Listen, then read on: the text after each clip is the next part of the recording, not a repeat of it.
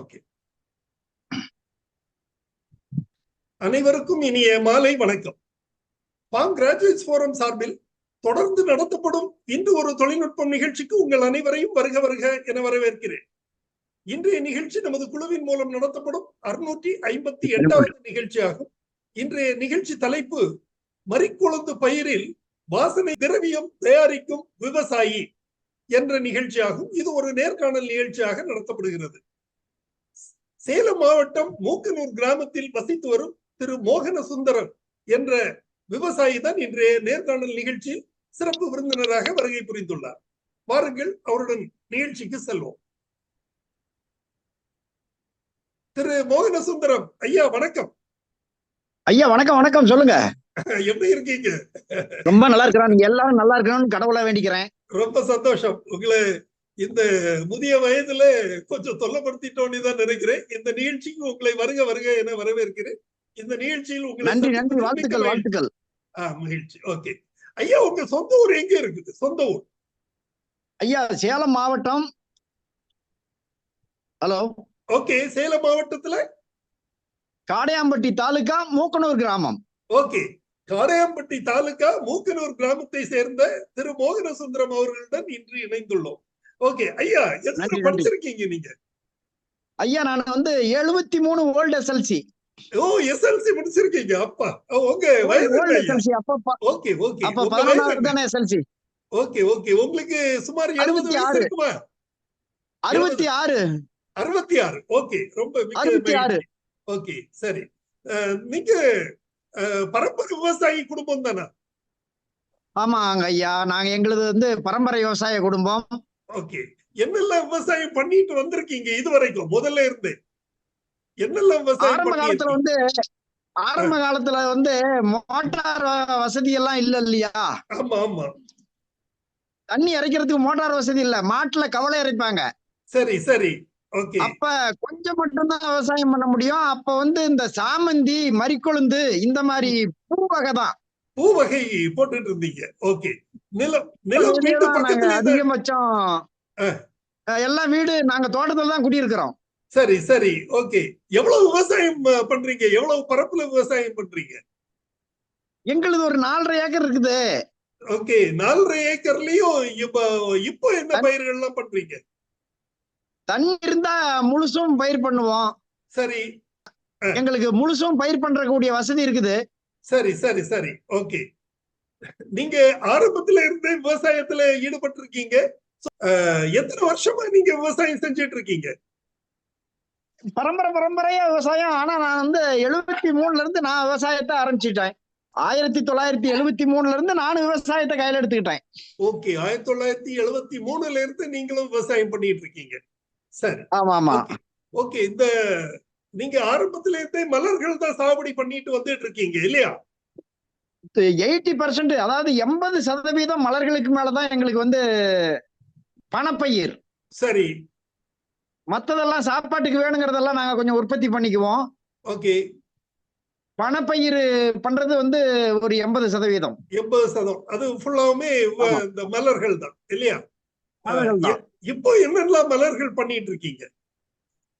இப்ப நமக்கு அதாவது ஆடி மாதத்துல இருந்து மலர் வைக்க ஆரம்பிச்சோம்னா, சாமந்தி வைக்க ஆரம்பிச்சோம்னா அது நமக்கு அப்படியே பொங்கல் வரைக்கும் நமக்கு அது பூ நமக்கு உற்பத்தி கொடுக்கும், நாம அறுவடை பண்ணுவோம். சரி, இந்த மரிக்கொழுந்துங்கிறது வின்டர் சீசன் கிராப், அதாவது பனிகால பயிர். சரி, அதுக்கு நிறைய பனி வேணும். அதனால நாம தீபாவளி கழிச்ச உடனே நாம ஐப்பசி 15 தேதியில இருந்து நாத்து விட ஆரம்பிச்சிடுவோம் மரிக்கொழுந்து. சரி சரி. அப்புறம் ஒரு 35 நாள் அது நாத்து ஒரு 3 இன்ச்சு 4 இன்ச்சு ஹைட் வந்துச்சுன்னா அப்புறம் அதை பிடுங்கி வேற ஒரு வயல்ல நடணும். ஓஹோ, சரி சரி. ஓகே, நட்டு நாங்க முதல்ல மரிக்கொழுந்து மார்க்கெட்டுக்கு அறுப்போம். அதாவது மாலையில கட்டுவாங்க இல்லையா? ஆமா ஆமா. மரிக்கொழுந்து மாலையில கட்டும்போது ஒரு சில நேரத்துல வேற வேற பூவெல்லாம் வரும்போது இந்த மரிக்கொழுந்து டவுன் ஆகும், விலை வீழ்ச்சி ஆகும். சரி. அப்ப கர்நாடகாக்காரங்க கொஞ்சம் பேர் இந்த ஆயில் எடுக்கிற விதத்தை எல்லாம் பேசி சொன்னாங்க. சரி. அவங்களுக்கு நாத்து நான் சப்ளை பண்ணேன். இங்க இருந்து கர்நாடகாவுல வந்து கோலார் டிஸ்ட்ரிக்ட்ல வந்து கொஞ்சம் பேர் அங்க ரொம்ப விரும்பி பண்ணுவாங்க. சரி. அப்ப அவங்கள போய் நேரடியா பார்க்கும்போது அவங்க நட்டு நாம இங்க இருந்து நாத்து கொடுத்த உடனே அவங்க எடுத்துட்டு போய் அங்க நட்டு ஒரு 80 நாளைக்குள்ளால மெச்சூரிட்டி, அதாவது பூ பூக்கிற தருணம் வந்துரும். ஓகே, சரி. அந்த அந்த பூவா இருக்கிற தருணத்தை அவங்க கட் பண்ணி டிஸ்டிலேஷன் பண்ணுவாங்க. அதாவது ஸ்டீம் மூலியமா வேக வச்சு ஆயில் எடுப்பாங்க. ஓகே, ஓகே, சரி, சரி. அந்த ஸ்டீம் இதை மூலம்னா பார்த்தேன். டிஸ்டில்லரி டிஸ்டிலேஷன், அதாவது ஆமா சாராயம், ஆமா, எரிசாராயம் பண்ற மாதிரி இல்லையா? Right right right right very right good. Right. அந்த மாதிரி ஆயில் ஆயில் எடுத்தாங்க. உடனே நான் நம்ம ஊர்ல நட்டு நம்ம ஊர்ல இருந்து அங்க எடுத்துட்டு போனேன். சரி. அவங்களுக்கு வாடகை கொடுத்து நான் அந்த ஆயிலை ஓட்டி அவங்கிட்டயே அந்த ஆயிலை கம்மி விலைக்கு வித்தேன். ஓ, சரி, சரி, சரி, சரி. அப்புறம் ஓகே. அப்புறமேட்டு பார்க்கும்போது நமக்கு வந்து கொஞ்சம் எல்லாம் ஒவ்வொன்றும் அந்த ஹை டெக்னாலஜி வந்த பின்னாடி நாம சர்ச் பண்ணி பார்க்கும்போது பையர் யாருன்னு பார்க்கும்போது எல்லாம் 1 2 கிடைச்சாங்க. சரி. அவங்க கிட்டயே நேரடியா கொடுக்கும்போது அவங்க கிட்ட வந்து 20,000 ரூபாய்க்கு கொடுத்தா நம்ம நேரடி வியாபாரம் பண்ணா ஒரு 25,000 ரூபாய் வருது. ஓ, சரி, சரி. கொஞ்சம் லாபம் அதிகமா கிடைக்குது, அதனால அப்படி பண்ணி. ஆமா ஆமா. சரி, சரி, ஒரு சரி, கிலோ சரி. ஆயில், 1 கிலோ ஆயிலுக்கு ஒரு டன்னு ஹெர்பேஜ போட்டு டிஸ்டிலேஷன் பண்ணாதான் 1 கிலோ ஆயில் வரும். ஓ, சரி, சரி. ஓகே. 1000 கிலோ கொழுந்த டிஸ்டிலேஷன் பண்ணா 1 கிலோ ஆயில் தான் வரும். அதாவது ஒரு டன்ல 1 கிலோ வரும் இல்லையா? ஆமா ஒரு ஆமா டன். ஆமா. ஓகே, ஒரு சரி. ஏக்கருக்கு ஒரு 5 என்ன வரும்? 5 டன் 5 ஹெர்பல்ஸ் வரும். டன்னு தளிர் வரும். அதுல வந்து ஆமா, 5 கிலோ தான் நமக்கு மறிக்குழுந்து ஆயில் வரும். அந்த எசன்ஸ் கிடைக்கும். ஆயில் வரும். ஓகே. வந்து நான் உங்களுக்கு ஒரு சின்ன கணக்கு சொல்றேன். இப்ப ஒரு ஏக்கர் நடுறதுக்கு ஒரு 25,000 இருந்து 30,000 வரைக்கும் செலவாகுது. 25,000 ரூபாய் டு 30,000. எத்தனை நாற்று நடுவீங்க ஒரு ஏக்கருக்கு, அல்லது ஒரு ஒரு சதுர மீட்டர் அப்படி ஏதாவது கணக்கு வச்சிருக்கீங்களா? அதாவது நமக்கு வந்து மெமரி வேற, பிராக்டிக்கல் வேற. சரி. அதாவது நடும்போது வந்து ஒரு அரடிக்கு அந்தாண்ட ஒண்ணு இந்தாண்ட ஒண்ணு நடுன்னு நம்ம சொல்லுவோம். அவன் வந்து காலடிக்கு ஒவ்வொன்னு கூட நட்டுடுவாங்க. ஓ, சரி. ரைட். அது நடைமுறையில அப்படிதான் அதனால இருக்கும். அதனால சரி, ஒரு ஓகே. ஒரு ஏக்கருக்கு 1 லட்சம் நாத்து வேணும். 1,00,000 நாற்று நட்டுருவீங்க. ஓகே. நடுறது ஆமா, எல்லாமே நாம பிழைச்சுக்குமா, அல்லது நீங்க திருப்பி நடவு செய்யணுமா? 2 1 அடிபடலாம். அதனால 2 வந்து ஒண்ணு போயிடும். ஒண்ணும் தப்பு இல்ல. Okay, okay. சரி, சரி. ஓகே. அது அது நடவு பொறுத்து. சோ 1,00,000 நாற்று நடுறீங்க. பிறகு அந்த பராமரிப்பு எல்லாம் சேர்ந்து ஒரு ஏக்கருக்கு 25,000 ரூபாய் செலவு பண்றீங்க இல்லையா? 25,000 இருந்து 30,000 ரூபாய் வரைக்கும் செலவாகும். செலவு பண்றீங்க. ஓகே. சரி, தென் ஆமா ஒரு ஆமா ஆமா. ஏக்கர்ல நீங்க 5 டன் கிடைக்குது அல்லது 6 டன் கிடைக்கும். இதுல வந்து 5 ம். கிலோ அல்லது 6 கிலோ எசன்ஸ் கிடைக்கும். அப்படித்தானே? அதாவது நாம கம்மியா தான் மதிப்பீடு செய்யணும். அதனால ஒரு 5 கிலோ ஆயில் மட்டும் நம்ம வச்சுக்கலாம். ஓகே. குறைந்தபட்சம் 5 கிலோ ஆயில் கிடைக்குது. சரி. ஆமா சோ ஆமா ஆமா. 5 கிலோ ஆயில்னு சொல்லும்போது அதுக்கு நீங்க 25,000 ரூபாய்க்கு கொடுக்குறீங்களா ஒரு கிலோ? 1 கிலோ 25,000 ரூபாய் விலை. ஒரு கிலோ 25,000 ரூபாய்னா ஏறக்குறைய 1,4 லட்சம். சோ ஒரு ஒரு ஆமா ஆமா ஒரு ஆமா. ஒரு 75,000 1 லட்சம் ரூபாய் லாபம் கிடைக்க வாய்ப்பு இருக்கு இல்லையா ஒரு ஏக்கர்ல? நமக்கு அட்லீஸ்ட் ஒரு 50,000 ரூபாய் மீதியானா போதும் இல்லையா? 75 ஆமா, நாள் தானே. கண்டிப்பா, கண்டிப்பா. இல்ல, நான் ஒரு வாய்ப்பை சொல்றேன். இது இது ம், எவ்வளவு ம். நாள் பயிர்? நீங்க எவ்வளவு நாள்ல இதுக்கு இவ்வளவு கிடைக்குது? அதாவது நாத்து வந்து 30 நாள் 35 நாள். சரி. அறுவடை நாத்தை பிடுங்கி நட்டு ஒரு 70ல இருந்து 80 நாள். 70ல இருந்து 80 நாள். சோ மொத்தத்துல ஆமா. 105 110 நாள் ஆகுது இல்லையா?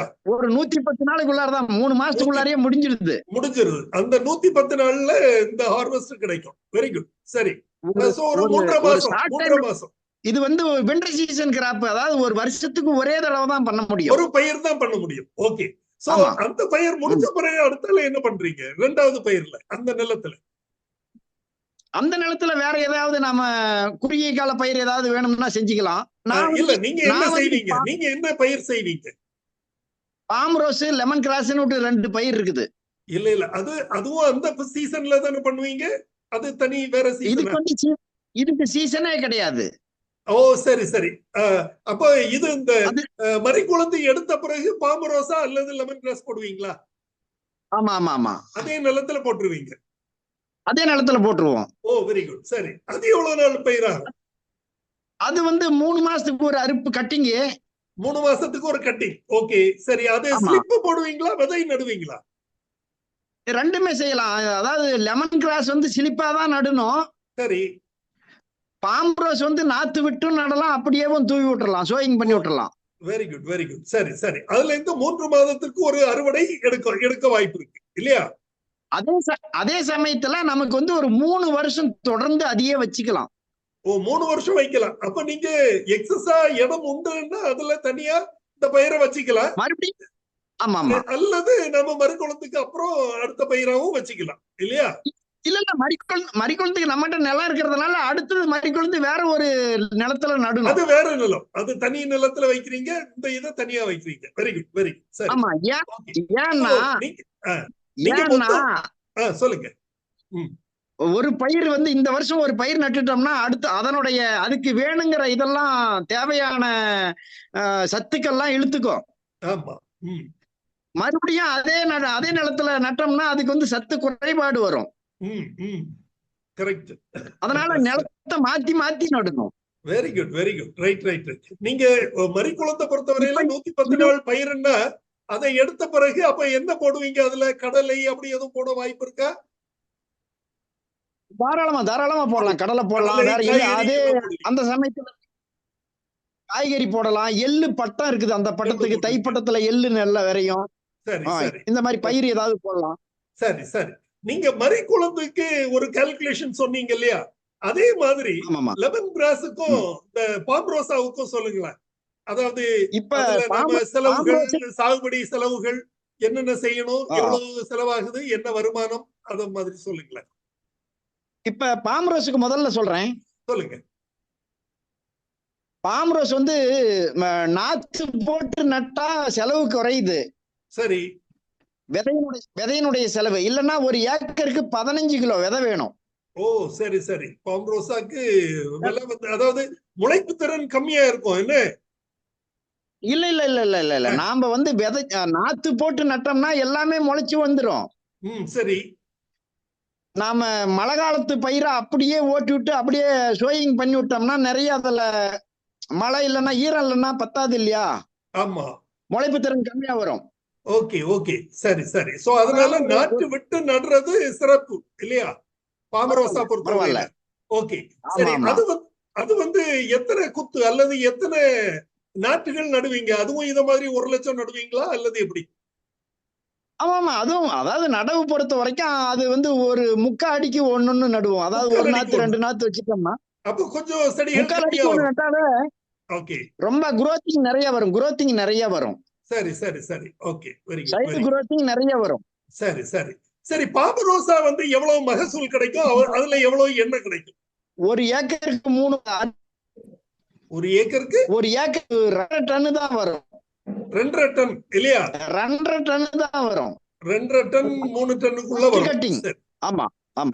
அதுல 4 டன் 5 டன் கொண்டு வரலாம். இருந்து கம்மியா தான் மதிப்பிடணும். Okay, okay. சரி, அதாவது 2 முதல் 5 டன் வரைக்கும் கிடைக்க வாய்ப்பு இருக்குது. அதுல எவ்வளவு ரெக்கவரி, அதாவது எவ்வளவு கிடைக்கும், ஆயில் எவ்வளவு கிடைக்கும்? 1 டன்னுக்கு 2.5 கிலோ ஆயில் தான் கிடைக்கும் பாமரோஸை பொறுத்த வரைக்கும். ஓ, 1 டன்னுக்கு 2.5 கிலோ. 1 டன்னுக்கு 2.5 கிலோன்னா இப்போ 3 டன் கிடைக்குதுன்னா 7.5 டன் கிடைக்கும் இல்லையா? 7.5 கிலோ ஆயில் கிடைக்கும். சாரி, 7.5 கிலோ ஆயில் கிடைக்கும். ஓகே. இந்த ஆயிலுக்கு என்ன விலை கிடைக்கும்? பாமரோசா ஆயில் என்ன விலைக்கு போகுது இன்னைக்கு? வந்து பாமரோஸ் மார்க்கெட்டுங்கிறது எப்பயுமே up and down. Yes, yes. நீங்க பொதுவா உள்ளது சொல்லுங்க, வழக்கமா உள்ளது. நான் வந்து போன மார்ச்ல கொடுத்தேன் 1850 ரூபாய்க்கு. சரி. இன்னைக்கு 2100 ரூபா பாமரோஸ். அது எவ்வளவு 1800ங்கிறது எவ்வளவு? 1 கிலோ ஆயில். 1 kilo oil. அப்போ 1 கிலோ ஆயில் 1800 அல்ல 2000 ரூபாய் அப்படின்னு வச்சுக்கிட்டா நமக்கு 7.5 கிலோ தான் கிடைக்குதா ஒரு ஏக்கர்ல? அது வந்து 3 மாசம் தானே. 3 மாசத்துல 7.5 கிலோ தான் கிடைக்குது. 7.5 கிலோன்னா 18,000 ரூபாய்க்குள்ளதான் வரும் இல்லையா? ரைட். இன்னும் 9 மாசம் இருக்குதுல்ல, இன்னும் 3 கட்டிங் இருக்குதுல்ல. இன்னும் 3 கட்டிங் இருக்குது. சரி, சரி. வருஷத்துக்கு 4 கட்டிங். சரி, ஓகே. 4 கட்டிங் எடுப்பீங்க. 4 கட்டிங் அப்படின்னு சொல்லும்போது ஓகே, 20ன்னு வச்சுக்கிட்டா 80,000 ரூபாய் வரும். Very good. அதுல உங்களுக்கு செலவு அதுல எவ்வளவு வருது? அதுல செலவு எவ்வளவு? இல்ல சார், ரெண்டாவது கட்டிங் வந்து அறுப்பு வந்து 3 டன் வந்துச்சுன்னா ரெண்டாவது கட்டிங் 6 டன் வரும் ஹெர்பேஜ். ஓ, அத சொல்லுங்க. Very good, very good. Right, right, right. சரி, அப்புறம் நமக்கு மூணாவது வந்து கட்டிங் 7 கிலோ ஆயில் வந்தா ரெண்டாவது கட்டிங்க்கு நமக்கு 10 கிலோ ஆயில் வச்சுக்காங்க. 10க்கு மேல வரும், 15 வரும், வேணாம் 10 மட்டும் வைங்க. ஓகே, சரி, சரி. மூணாவது கட்டிங்க்கு 15 கிலோ ஆயில் வைங்க. சரி. நாலாவது கட்டிங்க்கு வந்து அதே ஒரு 15 இல்லைன்னா இன்னும் ஒரு 2 கிலோ மட்டும் சேர்த்து 15 17 கிலோ வைங்க. சரி, சரி, சரி. ஓகே. 7 10 15 17 எவ்வளவு ஆச்சு? 15 1 17 இயருக்கு 32 7 40 10 50 50 கிலோ கிடைக்குது. ஒரு வருஷத்துக்கு ஒரு ஒரு வருஷத்துல 50 ஏக்கருக்கு கிலோ பாம்ரோஸை பொறுத்த வரைக்கும் 50 கிலோ ஆயில் 50 எடுக்கலாம். கிலோ ஒரு வருஷத்துக்கு. ஆனா அதுக்கு மெயின்டெனன்ஸ் ஆமா ரொம்ப ஆமா, வராது இல்லையா? நமக்கு வந்து மெயின்டெனன்ஸ் ரொம்ப கம்மி. ரொம்ப கம்மி. ஓகே. அதுக்கு என்ன செலவாகுது? ஒரு தடவை ஏக்கருக்கு எவ்வளவு செலவாகும் தோராயமா? ஃபர்ஸ்ட் ஆரம்பத்துல ஒரு 20,000 25,000 ரூபாய்க்கு உள்ளார தான் வரும். சரி, சரி. Very good. Right, right, right. Okay. அதுக்கு வந்து அதாவது சைனாத்தி செலவுங்கிறது ரொம்ப கம்மி. சரி, சரி, சரி. ஓகே. விவசாயம் பண்றதெல்லாம் சைனாத்தி செலவுன்னு சொல்றோம் இல்லையா? ஆமா, ஆமா, ஆமா, ஆமா. சரி. அதாவது களை கொத்துறது, உரம் போடுறது, 10 நாளைக்கு ஒரு தண்ணி கட்டினா போதும். அதுக்கு தண்ணி அதிகமா தேவையில்ல. அதிகமா தேவையில்லை. இதுக்கு வந்து மருந்து, இது வந்து விஷப்பூச்சி தாக்காது, ஆடு மாடு சாப்பிடாது. ஓகே. அது மூலிகை தன்மை அதுல இருக்குது. டிஸ்லேஷன் பண்ணிட்டு அந்த தண்ணியை மாட்டுக்கு போடலாம். ஓ, வெரி குட், வெரி குட். செலவு கம்மி. செலவு கம்மி. ரைட். சரி. இதே டைப் தான் சார் லெமன் கிராஸ். லெமன் கிராஸும் இத மாதிரி. சரி, அதுவும் 3 மாசத்துக்கு ஒரு கட்டு இல்லையா? 4 கட்டிங் கட் பண்ணலாம். ஆமா ஆமா ஆமா. சரி, அதுக்கு என்ன செலவாகுது? இதுக்கு விதை இருக்குது, அதுக்கு இல்ல, இதுக்கு விதை இருக்குது, அதுக்கு வந்து விதை செடியா தான் கொண்டு வந்து நடணும். செடி ஸ்லிப் எடுப்பீங்க இல்லையா? அதாவது சைடு கிளைகள், பக்க கிளைகளை எடுத்து நடுவீங்க. ஓகே, சரி. ஆமா ஆமா ஆமா ஆமா. அது வந்து என்ன இடைவெளியில நடுவீங்க? அதுவும் இதே மாதிரி தான். 3/4 அடிக்கு ஒண்ணு நட்டோம்னா ரெண்டாவது அறுப்பு மூணாவது அறுப்புக்கெல்லாம் வளர்ந்துரும் இல்லையா? ஆமா ஆமா ஆமா. நல்ல குத்து செடியா பூமியே தெரியாது அந்த அளவுக்கு செடி குரோத்திங் வந்துரும். Okay, okay. சரி, சரி. ஓகே. பூமியே தெரியாத அளவு குரோத்திங் நிறைய, சைடு குரோத்திங் நிறைய வந்துரும், சைடு பிரான்ச்சஸ். சரி, சரி, சரி. ஓகே. ஆனா அதுல ஒரு விசேஷம் என்னன்னா, ஒரு டன்னுக்கு 3 கிலோல இருந்து 5 கிலோ ஆயில் வரும். ஒரு டன்னுக்கு 3ல இருந்து 5 கிலோ கிடைக்கும். ஓகே, சரி. Up to 5 times. சரி, பரவாயில்ல. ஓகே. சரி. அது ஒரு ஏக்கருக்கு எவ்வளவு கிடைக்கும்? அது வந்து ஒரு ஏக்கருக்கு இதுக்கு வந்து 1க்கு 3 மடங்கு கிடைக்கும். ஏன்னா பாம்ரோஸ் வந்து ஆயில் கம்மி, லெமன் கிராஸ் வந்து ஆயில் ஜாஸ்தி. பாம்ரோஸ் விலை கூடுதல், அது விலை கம்மி. சரி, பட் இல்ல, நான் கேக்குறது அது இல்ல. அதாவது அந்த மூலப்பொருள் இருக்கு பாத்தீங்களா? எண்ணெய் எடுக்கிறதுக்குள்ள மூலப்பொருள்னு அந்த இலை அந்த இது எல்லாமே சீவி போடுவீங்கல்ல, வெட்டி போடுவீங்க இல்லையா? அது எவ்வளவு? அது ஒரு ஏக்கருக்கு எவ்வளவு கிடைக்கும்? பாம்ரோஸ் மாதிரி தான், சேம் தான். டோட்டல் குவாண்டிட்டி ஒரு ஏக்கர்ல அது ஒரு 10 டன் வரை கிடைக்க வாய்ப்பு இருக்கா? 10 டன்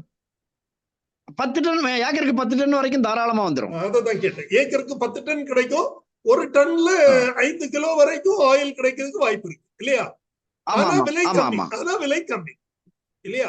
ஆயில் கூட கிடைக்கும் போது ஆயில் விலை கம்மி. எஸ். ஓகே, நல்லா புரிஞ்சிடுச்சு. சோ இந்த பாமரோசா ஆயில் என்ன விலைக்கு போகுது? 2000 1800ல இருந்து 2000 ரூபாய் சொன்னீங்க இல்லையா? 2000 100 ரூபாய் ஜாஸ்தி, 2100 இது வரைக்கும் சொல்லலாம். சரி, இது என்ன விலைக்கு போகுது? லெமன் கிராஸ் என்ன விலைக்கு? இது 1000 1100 1200 வரைக்கும் போகுது. இன்னைக்கு மார்க்கெட் ரேட் 1200 ரூபாய் lemon grass. Okay, okay. So ரொம்ப அருமையான தகவல், ரொம்ப அருமையான தகவல். 3 பயிர்களை நீங்க சாகுபடி பண்ணி அதுல இருந்து எண்ணெய் எடுக்கிறீங்க. அருமையா, எல்லாருக்கும் இது ஒரு நல்ல ஒரு வரப்பிரசாதமான ஒரு தகவல். சின்ன ஒரு 4.5 ஏக்கர் வச்சிருக்கிற விவசாயியே இவ்வளவு சாகுபடி பண்ணி சாதனை பண்றீங்க. மிக்க மகிழ்ச்சி. அடுத்தால ஆயில் எடுக்கிறதுக்கு என்னெல்லாம் நீங்க பண்றீங்க அத சொல்லுங்களேன். ஆயில் எடுக்கிறதுக்கு என்ன செய்றீங்க? இப்ப மறிக்குழுந்த பொறுத்த வரைக்கும் இன்னைக்கு கட்டிங் பண்றோம்னு வச்சுக்காங்க, அதை எடுத்துட்டு வந்து ட்ரை பண்ணணும். சரி, ஓகே. ட்ரை பண்ண 2 நாள் ஒண்ணும் ஆகாது. சரி, சரி. ஓகே, ஒண்ணும் ஆகாது. சரி. ட்ரை பண்ணணும்னா ட்ரை சரி. பண்ணணும்னா ஆவி தானே வேகுது, நாம ஸ்டீம்ல தானே வேக வைக்கிறோம். ஆமா ஆமா, ஓகே சரி. காய வச்சுட்டு ஸ்டீம்ல வேக வைக்கிறீங்க. அதுக்கு என்ன, அதுக்குள்ள அதனால மெஷினரி வந்து என்ன? ஒண்ணும் ஆகுறது இல்ல. மெஷினரி எப்படி இருக்கும்? ஜஸ்ட் ஒரு மிஷினரி பாய்லர் மாதிரி தான் இருக்குமா எப்படி? பாய்லர் பாய்லர்ல உட்டு போட்டு நாம எரி விடுறோம். எரிக்கி விடுறோம். சரி தண்ணி கொதிச்சு ஆவியா வருது. சரி. அந்த ஆவி வந்து நாம மெட்டீரியல் போட்டுக்கிறோம் இல்லையா, அந்த லெமன் கிராஸோ பாம் ரோஸோ இல்ல மறிக்கொழுந்து ஏதோ ஒண்ணு போட்டுக்கிறோம் இல்லையா, ட்ரம்.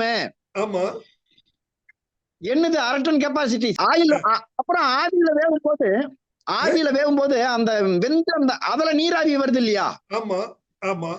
அந்த நீராவி வெளியே வந்து கண்டென்சர்னு ஒரு இது இருக்குது. அதாவது குளிர வைப்பீங்க. ஓகே சரி. அதுல குளிர வச்சோம்னா ஆயிலும் தண்ணியும் கலந்து வரும். ஆமா சரி ஓகே. அதை எப்படி செப்பரேட் பண்றீங்க? அது செப்பரேட்டா வந்து எப்பயுமே தண்ணியினுடைய அடர்த்தி ஜாஸ்தி, ஆயிலினுடைய அடர்த்தி கம்மி. அது மிதக்கும், எண்ணெய் மிதக்கும். அதை எப்படி எடுக்கிறீங்க? ஆமா ஆமா. அதை எப்படி செப்பரேட் பண்றீங்க?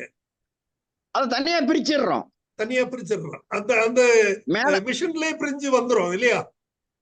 அப்படி பிரிஞ்சு வந்துரும். பிரிஞ்சு வந்துரும். ஓகே சரி ஆமா சரி. ஆமா. Okay okay. அதனால வந்து நாம ஆயில தனியா தண்ணி தனியா நாம பிரிச்சிடுறோம். Right right right. ரொம்ப சந்தோஷம், மிக்க மகிழ்ச்சி. ஓகே ஓகே சரி.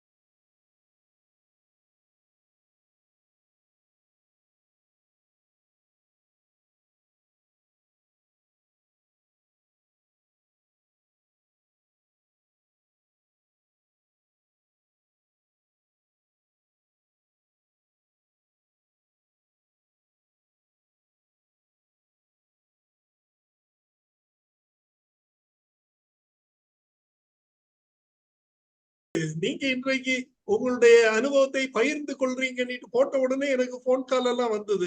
எல்லாரும் இதை பற்றி தகவல் கேட்டாங்க, உங்க போன் நம்பர் எல்லாம் கேட்டாங்க. சோ உங்களுக்கு இன்னும் என்கொயரிஸ் நிறைய வரும். நீங்க எல்லாருக்கும் தகவல் கொடுத்து இந்த சென்ட் உற்பத்தி அல்லது இந்த எண்ணெய் வாசனை திரவிய உற்பத்தியை நீங்க பெருக்குமாறு உங்களை கேட்டுக்கொள்கிறேன். சரி, நீங்க இந்த பயிர் சாகுபடி செய்யறதுக்கு என்ன மாதிரி நிலம் வேணும்? செம்மண் பூமி ரொம்ப நல்லது. சரி. மணல் கலந்த செம்மண் பூமி நல்லது. ஓகே சரி சரி. களிமண்ல வந்து நம்ம வாழை, நெல்லு, கரும்பு பயிர் பண்றோம் இல்லைங்களா. ஆமா. அந்த களிமண் வந்து கொஞ்சம் தண்ணி நிக்க கூடாது. நம்ம பயிர்ல வந்து தண்ணி தேங்கி இல்லையா? மறுக்குளத்துக்கு தண்ணி நிக்க கூடாது இல்லையா? தண்ணி நிக்க கூடாது. ஆமா. 3 பாம்ரோசாக்கும் தண்ணி நிக்க கூடாது இல்லையா?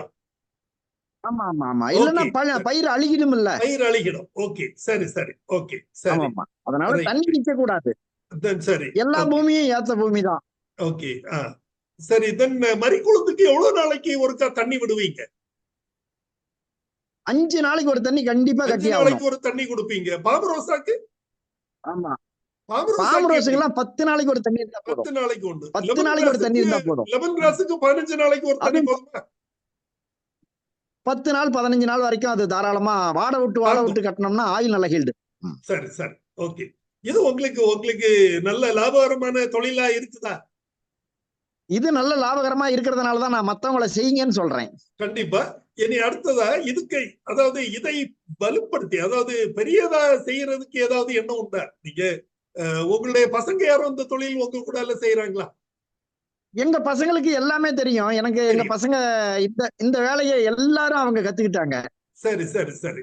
சோ இந்த நுணுக்கம் எல்லாம் ஓரளவுக்கு நல்லா தெரியும். உங்க காலத்துக்கு பிறகு அவங்க தொடர்ந்து செய்யறதுக்கு வாய்ப்பு இருக்கு. கண்டிப்பா தொடர்ந்து செய்வாங்க. இந்த தொழிலை நீங்க பெரிதுபடுத்தலாமே. பரப்பை ஏரியாவை அதிகப்படுத்தி பண்ணலாம். நீங்க இப்போ மட்டும்தான் பண்றீங்களா அல்லது இதர விவசாயிகிட்ட இருந்தும் வாங்கி செய்றீங்களா? இதர விவசாயிகிட்ட இருந்தும் வாங்கிக்கிறோம். ஓ ரைட். மிக்க மகிழ்ச்சி. எவ்வளவு உங்க ஏரியால எவ்வளவு இந்த இது கிடைக்குது, மூலப்பொருள் எவ்வளவு கிடைக்குது, மறிக்குளத்துல எவ்வளவு நீங்க உங்களால பண்ண முடியுது உங்க மிஷின்ல? இல்ல, இந்த பயிரே வந்து இப்பதானே நான் ஆரம்பிச்சிருக்கிறேன். ஆமா, 2 வருஷம் ஆச்சுன்னு சொன்னீங்க இல்லையா? எவ்வளவு நாள் ஆச்சு? ஆமா, இப்ப மறிக்குழந்து வந்து ஒரு வருஷத்துக்கு ஒரு சீசன் தான் மறிக்குழந்து. நான் போன சீசன் ரொம்ப கம்மி, இந்த சீசன்ல நிறைய செய்வாங்க. சரி சரி, ஓகே. அதே மாதிரி பாம் ரோஸும் இந்த தடவை தான் நான் நம்ம ஊர்லயே கொண்டு வந்து இப்பதான் பயிர் பண்ணிருக்கிறேன். பாம் ரோஸும் லெமன் கிராஸும் கண்ணுலயே இப்பதான் பாத்துருக்காங்க. சரி சரி சரி, ஓகே. அதனால ஃபியூச்சர்ல இந்த வருஷம் நிறைய பேரு அதுக்கு ட்ரை பண்றாங்க. எல்லாத்துக்கும் அவங்களுக்கு வேணுங்கிற சப்போர்ட்டை நான் செய்யறேன். ஓ சரி, என்ன ஒரு 150 200 ஏக்கர் பண்ணுவாங்களா? அந்த அளவுக்கு எங்க இடத்துல தண்ணி வசதி இல்ல. தண்ணி வசதி இல்ல, ஓகே. சரி சரி. அதாவது இப்போதைக்கு எங்க வில்லேஜ்ல மட்டும் நான் பண்றேன். பக்கத்து வில்லேஜ்காரங்களுக்கு எல்லாம் யாருக்கும் நான் சொல்லல. ஏன்னா நம்ம வில்லேஜ்காரங்க செஞ்சாங்கன்னா அதை இன்னும் 4 பேர் பாப்பாங்க. பார்த்து அதுக்கு பிறகு அவங்க வரட்டும் இல்லையா? வரட்டும். சரி, நீங்க இந்த தொழில் தவிர வேற ஏதாவது இணை தொழில்கள் சேர்த்து செய்றீங்களா? என்ன பணி எதுவும் நீங்க உங்களுடைய? நான் வந்து மில்க் சொசைட்டில 28 வருஷம் பால் சொசைட்டில செக்ரட்டரியா இருந்தேன். அதாவது நம்ம தமிழ்நாடு ஆவின் பால் இருக்குது இல்லையா? ஆமா ஆமா. அதுல வந்து எங்க மூக்கனூர் வில்லேஜ்ல பாலை வாங்கி ஊத்தக்கூடிய ஒரு செக்ரட்டரின்னு சொல்லுவாங்க. ஓ சரி சரி சரி சரி. சரி, சொசைட்டி செக்ரட்டரி சொல்லுவாங்க. அந்த வேலை செஞ்சேன். சரி, வெரி குட். அதனால எல்லா ஜனங்களும் எனக்கு விவசாயிங்க உள்ள ஜனங்க, விவசாயம் அல்லாத ஜனங்க எல்லாருமே எனக்கு தெரிஞ்சவங்க தான். சரி சரி சரி. நீங்க பசுமாடு வச்சிருக்கீங்களா? வச்சிருக்கிறேன். ஒரு காலத்துல வந்து 18 மாடு வச்சிருந்தேன். ஆனா இப்ப வந்து வெறும் 4 மாடு 5 மாடு தான் இருக்கு. 5 மாடு இருக்கு. Okay okay. ஆமா. சரி, ரொம்ப சந்தோஷம், மிக்க மகிழ்ச்சி. தென் இது தவிர எதிர்கால திட்டம் அப்படின்னுட்டு ஏதாவது வச்சிருக்கீங்களா? எதிர்கால திட்டம் நிறைய இருக்குது. அது கொஞ்சம் சொல்லுங்களேன். இன்னும் இந்த ஆரோமேட்டிக்ஸ் பிளான்ட்ங்கிறது, மூலிகை பயிர்கள்ங்கிறது நிறைய இருக்குது இல்லையா? ஆமா. இப்ப நான் பண்றது வந்து பாம் ரோஸ், லெமன் கிராஸ், மறிக்கொழுந்து, இது 3 தான் பண்றேன். சரி.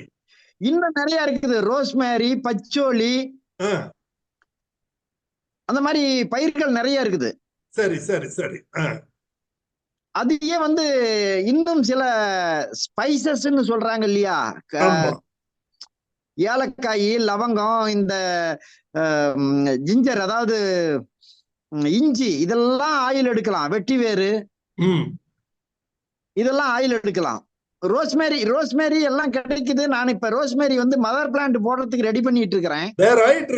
Very good very good. ஆமா. மேக்ஸிமம் ஒரு மினி நர்சரி போட்டுட்டு, நர்சரி இருந்தா தானே ஜனங்களுக்கு நான் கொடுக்க முடியும். கண்டிப்பா கண்டிப்பா. அதனால முதல்ல நர்சரி ரெடி பண்ணிக்கணும். நர்சரி ரெடி பண்ணிக்கிட்டு 4 ஜனங்க கிட்ட கூப்பிட்டு சொன்னா அவங்களுக்கு வந்து எந்த ஒரு பொருளையும் இந்த வேலையை செய்யுங்கும் போது நாம மெட்டீரியல் கொடுக்கணும். சரி சரி, ஓகே. ஆமா, அதனால எல்லாம் ரெடி பண்ணிட்டு இருக்கிறேன். சரி சரி, மிக்க மகிழ்ச்சி. இதுவரை உங்க அனுபவத்தை நம்ம குழுவினர் கூட பகிர்ந்து கொண்டமைக்கு மிக்க மகிழ்ச்சி, மிக்க நன்றி. உங்களுடைய நன்றி வாழ்த்துக்களோட நன்றி. இன்றைக்குதான் நீங்க இந்த ஜூம்ல வந்திருக்கீங்க, அதுவும் இந்த நிகழ்ச்சிக்காக வந்திருக்கீங்க. ரொம்ப மிக்க பாராட்டுகள், மிக்க நன்றி, மிக்க மகிழ்ச்சி. வணக்கங்கள். வணக்கம். நன்றி வாழ்த்துக்கள். உங்க தொழில் நல்லபடியாக சிறப்பாக அமையவும், உங்க எதிர்காலம் நல்லபடியாக பிரகாசமாக அமையவும் எங்கள் குழுவின் வாழ்த்துக்களை தெரிவித்துக் கொள்கிறேன். இப்போது கேள்வி நேரம் ஆரம்பமாகிறது. முதலில் நமது குழுவின் மூத்த உறுப்பினர் திரு ஹியூபர்ட் அவர்களை பேச அழைக்கிறேன். ஹியூபர்ட் சார் சென்னையில இருந்து வந்திருக்கிறாரு. சார் ப்ளீஸ் உங்க கருத்தை தெரிவிக்கலாம். வணக்கம் வணக்கம் வணக்கம். வணக்கம் சார். ஐயா உங்களுக்கும் வணக்கம். சேலத்து வணக்கம். சொல்லுங்க ஐயா. மறிக்கொழுந்து ஐயா அவர்களுக்கும் வணக்கம். ரொம்ப சந்தோஷம். வணக்கம். நன்றி வாழ்த்துக்கள். அதாவது இந்த பண்ணையார்கள், பெரிய பண்ணையார்கள், அவங்கதான் இந்த மறிக்கொழுந்து சென்ட் யூஸ் பண்ணுவாங்க. நான் சொல்றது ஒரு 60 வருஷத்துக்கு முன்னாடி. இப்பதான் விதவிதமான சென்ட் எல்லாம் வந்துருச்சு சார். இப்ப உண்மை சொல்லுங்க. இப்போ சார், அதாவது என்னன்னா, நீங்க வந்து பாட்டில் பண்ணி விக்கிறீங்களா? ஒரு 1/2 லிட்டர் பாட்டில், 1 லிட்டர் பாட்டில், அந்த மாதிரி ஏதாவது விக்கிறீங்களா? உங்களுக்கு எவ்வளவு வேணும்னு கேட்டீங்கன்னா அதுக்கு தகுந்த மாதிரி நான் ஏற்பாடு பண்ணி தர முடியும். எனக்கு ஒரு 1/2 லிட்டர் வேணுங்களேன். சும்மா மேல வெளியே போகும்போது வேர்வை வாசம் அதிகம் நினைக்கிறேன். அது கொஞ்சம் அதிகமா இருக்கும். அதனாலதான் அதுக்காக தான் கேட்கிறேன். நான் மற்றவங்களுக்கும் அதை பிரபலியப்படுத்துவேன். இந்த மாதிரி இந்த உண்மையான மறிக்கொழுந்து இங்க இருக்கு. ஏன்னா நம்ம 1000 கேட்டாலும் அது விற்பனைக்கு வரணும். அதான் அதுக்குதான் நான் இது ஒரு ஏற்பாடு செய்யலான்னு இருக்கேன். ஐயா வாழ்த்துக்கள். நீங்க கேட்ட கேள்வி அருமையான கேள்வி. ஹலோ, சொல்லுங்க சொல்லுங்க. இல்ல நீங்க கேக்குற கேள்வி அருமையான கேள்வி. இந்த மறிக்கொழுந்து ஆயில்ல சொல்லுங்க சொல்லுங்க சொல்லுங்க. மறிக்கொழுந்து ஆயில்ல வந்து 96 விதமான மெடிசன் தயார் பண்றாங்க. ஓ சரி சரி, ஓகே. மறிக்கொழுந்து ஐயா உங்களுக்கு அந்த ரிப்போர்ட் அனுப்புறேன். இது வந்து லக்னோவில் மெடிசன் இந்த மறிக்கொழுந்து ஆயில சர்ச் பண்ணி அவங்க டைலூட் பண்ணி பார்க்கும்போது 96 விதமான மெடிசன் தயார் பண்றாங்க. ஓகே சரி சரி. இன்னும் குறிப்பா சொல்ல போனா இப்ப 2 வருஷத்துக்கு முன்னாடி கொரோனான்னு வந்தது இல்லையா? ஆமா ஆமா. அந்த கொரோனாவுக்கு இன்ஜெக்ஷன் தயார் பண்ணாங்க. ஏதோ ஒரு கம்பெனி அமெரிக்காவுக்காரனோ யாரோ இல்ல இந்தியாக்காரனோ யாரோ ஒரு கம்பெனிக்காரன் தயார் பண்ணான். ஓகே. அதனுடைய விலை தமிழ்நாட்டுல 4500 ரூபா, 5000, 6000 சொன்னாங்க. ஆனா அதே கார்பரேட் கம்பெனிக்காரனுங்க 50,000, 60,000 பிளாக்ல வித்தாங்க. சரி. அந்த இன்ஜெக்ஷன் டப்பா, காலி டப்பாவை நீங்க உங்களுக்கு கையில கிடைச்சுன்னா நீங்க அதுல பாக்குறதுக்கு வாய்ப்பு இருக்குது. தவனம் ஆயில் 0.05 mgன்னு போட்டிருப்பான். மிக்சிங். ஓகே ஓகே சரி சரி சரி. அதனால இந்த தமனம் ஆயில பொறுத்த வரைக்கும், மறிக்கொழுந்து ஆயில பொறுத்த வரைக்கும் மலேசியா, சிங்கப்பூர்காரன் வேற எது அடர்சேஷன் பண்ணி மறிக்கொழுந்து சென்ட் தயார் பண்றாங்க. ஓகே சரி சரி. ஆனா வெஸ்டர்ன் யூரோப்பியா, இந்த கனடா, அவங்க எல்லாம் போறது பூரா வந்து மெடிசன் தான் தயார் பண்றாங்க. ஓகே சரி சரி சரி. Okay okay. அதனால வந்து இதுல வந்து 65% ஆல்கஹால் இருக்குது. இதை வந்து யாரும் மறுக்க முடியாது. சரி சரி. அதனால இது வந்து ஸ்மெல்லே ஒரு மாதிரியா தான் இருக்கும். மறிக்கொழுந்து சென்ட்டுங்கன்னு வந்து மலேசியா, சிங்கப்பூர் பக்கம் பண்றாங்கன்னா அதுல வந்து மேக்சிமம் அடர்சேஷன் வேற ஏதோ 2 கலக்குறாங்க. ஓகே ஓகே சரி சரி சரி. இப்ப அத்தர் பன்னீர் அப்படிங்கிறாங்க. செறிவூட்டம் பண்ணுவாங்க ஐயா. அதாவது செறிவூட்டம் பண்ணுவாங்க. நீங்க நாம வந்து மூலப்பொருள் நாம தயார் பண்றோம். அதுல அவங்க வந்து கொஞ்சம் ஆடட் இன்கிரீடியன்ட் சேர்த்து அதை மதிப்பு கூட்டி அதை நல்ல விலைக்கு விற்பாங்க. உங்கள்கிட்ட வந்து 25,000 ரூபாய்க்கு வாங்குவாங்க. அவங்க ஒரு மில்லிக்கு 1000 ரூபாய் 500 ரூபாய் சார்ஜ் பண்ணிடுவாங்க. என்ன ஒரு மில்லிக்கு வரலாம். சென்னையில போன வருஷம் 75,000 ரூபாய் ஒரு கிலோ ஆயில்.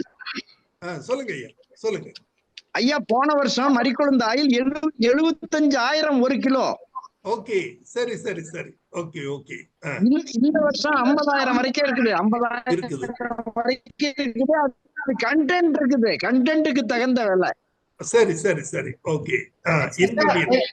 சார் என்னுடைய கேள்வி என்னன்னா, நான் உற்பத்தி பண்ண ஐயா என் கேள்வி என்னன்னா, இதை நம்ம வந்து சென்ட் மாதிரி யூஸ் பண்ணலாமா, வாசனை திரவியமா யூஸ் பண்ணலாமா? ஒரு சின்ன இல்ல இப்ப சென்ட் மாதிரி பண்றாங்க. ஏன்னா 3 ml போட்டு 100 ரூபாய்க்கு விக்கிறாங்க. சரி சரி சரி. அது வந்து ஐயா அது வந்து பிசினஸ் மாடல். நான் வந்து பொது ஜனங்களை ஏமாத்த விரும்பல. அதனாலதான் உங்ககிட்ட வரோம் நேரா. இப்ப நான் ஓப்பனா பேசுறேன் உங்ககிட்ட. பொது ஜனங்களை நான் ஏமாத்த விரும்பல. 3 ml போட்டு 100 ரூபாய்க்கு விக்கிறாங்க. ராமேஸ்வரத்துல நீங்க போய் பாருங்க. ஐயோ சார், அவங்க பயங்கர திருடர்கள். ஒவ்வொரு கோயில் குளத்துலயும் மறிக்கொழுந்து, அத்தரு, பன்னீர் அப்படின்னு சொல்லிட்டு 3 சென்ட், 3 ml, 5 ml, 10 ml போட்டு விற்பாங்க. அது வந்து ஜனங்கள் அது ஏமாத்துறது. பிசினஸ் அப்படி அவங்க செய்யறதுனால தான் நமக்கும் நல்ல விலை கிடைக்குது. அதனால ஒரேடியா நாம வந்து குறை சொல்ல முடியாது. இருப்பினும் அவங்க வந்து லேண்ட் ஷேர், அதுல உள்ள லாபம் முழுக்க அவங்களுக்கு போயிடுது. அதுதான் அந்த நிறுவனங்களுக்கு போயிடுது. விவசாயிகளுக்கு அந்த அளவு கிடைக்கிறது இல்ல. நன்றி ஹியூமன் சார். உங்கள் நிகழ்ச்சியில் பங்கு பெற்றமைக்கு, உங்கள் கருத்துக்களை தெரிவித்தமைக்கும் மிக்க நன்றி. பாலநாதன் பேசுறேன் சார். திரு பாலமோகன், உங்களை இன்ட்ரோடியூஸ் பண்ணிக்கிங்க சார். சார் நான் தஞ்சாவூர்ல இருந்து பேசுறேன், பாலாநாதன் சொல்லிட்டு. ஓகே ஓகே, சொல்லுங்க சார். நான் ஒரு எம்என்சி கார் கம்பெனில அசிஸ்டன்ட் இன்ஜினியரா ஒர்க் பண்றேன் சார். ஓ வெரி குட், சொல்லுங்க சார். பார்ட் டைமா எனக்கு வந்துட்டு என்னோட ஹாபி வந்துட்டு full and full agriculture. Okay. Land லீஸுக்கு எடுத்து தான் பண்றேன், சொந்தமா நிலம் இல்ல. சரி. ஐயாட்ட ஏற்கனவே ஒரு வாட்டி நேர்முகத்துல நான் பேசியிருக்கேன் போன்ல. ஓ சரி சரி, பார்க்க சொன்னாரு. சரிங்க சரி. ஒரு சிறிய தகவல் எனக்கு என்னன்னா, இது இப்போ வந்துட்டு ஒரு சீசனுக்கு தான் ஐயா பண்ண முடியுங்கிறாங்க. ஆமா. இத இப்ப பசுமை குடில் திட்டத்துல பண்ணா எங்களால 3 போகம் பண்ண முடியுமா அப்படிங்கிறது டவுட் எனக்கு இருக்கு. அதை கிளியர் பண்ண முடியுமா ஐயாவால? சரி, நான் அதுக்கு பதில சொல்றேன். கண்டிப்பா இத செய்ய முடியும். பாலி ஹவுஸ்ல நீங்க பண்ணீங்கன்னா டெம்பரேச்சரை பூரா நாம கட்டுப்படுத்த முடியும். அதனால நீங்க பண்ணிக்கலாம், கண்டிப்பா பண்ணிக்கலாம். என்ன இனிஷியல் எக்ஸ்பெண்டிச்சர் கொஞ்சம் அதிகமாகும். இனிஷியல் எக்ஸ்பெண்டிச்சர் 1 ஏக்கர், அதாவது 4000 சதுர மீட்டருக்கு, அதுதான் 1 ஏக்கர். அந்த 1 ஏக்கர்ல போடுறதுக்கு 25 lakhs ஆர் சம்திங் மோர் தென் 40,000 சதுரம் இல்ல சார், 40,000 ஸ்கொயர் ஃபீட்ல வரும். 4000 ஸ்கொயர் மீட்டர் தான் ஒரு ஏக்கர். 4000 ஸ்கொயர் மீட்டர்ங்கிறது கரெக்டா எனக்கு அடி அளவுல தெரியல. ஓகே, அது இருக்கலாம், 40,000 சதுர அடியா இருக்கலாம்.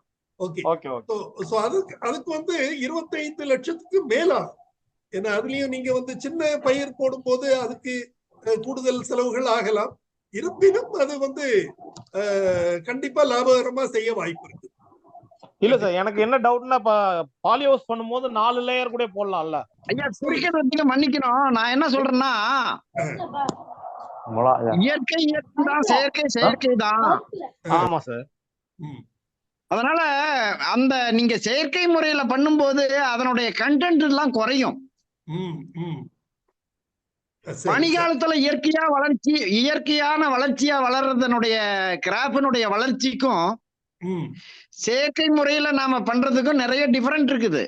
நாம வந்து இந்த குளிர்கால பயிர்ல பண்ணும்போது அதனுடைய ஹீல்டு வந்து கண்டென்ட் வந்து நாம எதிர்பார்க்கிற கண்டென்ட் நமக்கு வந்து above 50% இருந்தா இன்னைக்கு ரொம்ப நல்லா இருக்கும். நான் சேலத்துல உற்பத்தி பண்ணி நாத்து எடுத்து நட்டு அதை நான் ஆயில் கட்டிங் பண்ணி டிஸ்டிலேஷன் பண்ணும்போது எனக்கு 46% தான் வந்திருக்குது.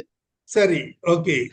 ஆனா அதே கர்நாடகாவில நல்ல கிளைமேட் இருக்குது, அங்க பிலோ 30 டெம்பரேச்சர். அதனால வந்து அங்க வந்து ஆயில் கண்டென்ட் 52%. ஓகே, சரி சரி. அந்த 52% இன்னைக்கு 48,000 ரூபாய், 50,000 ரூபாய். ஓ சரி சரி. நான் சேலத்துல உற்பத்தி பண்ண பொருளுக்கு வந்து 35,000 தான் கொடுக்கறேன்னு சொல்றான். நான் இன்னும் ஆயில தான் கொடுத்திருக்கிறேன், இன்னும் பணம் வரல. ஓகே, சரி சரி சரி.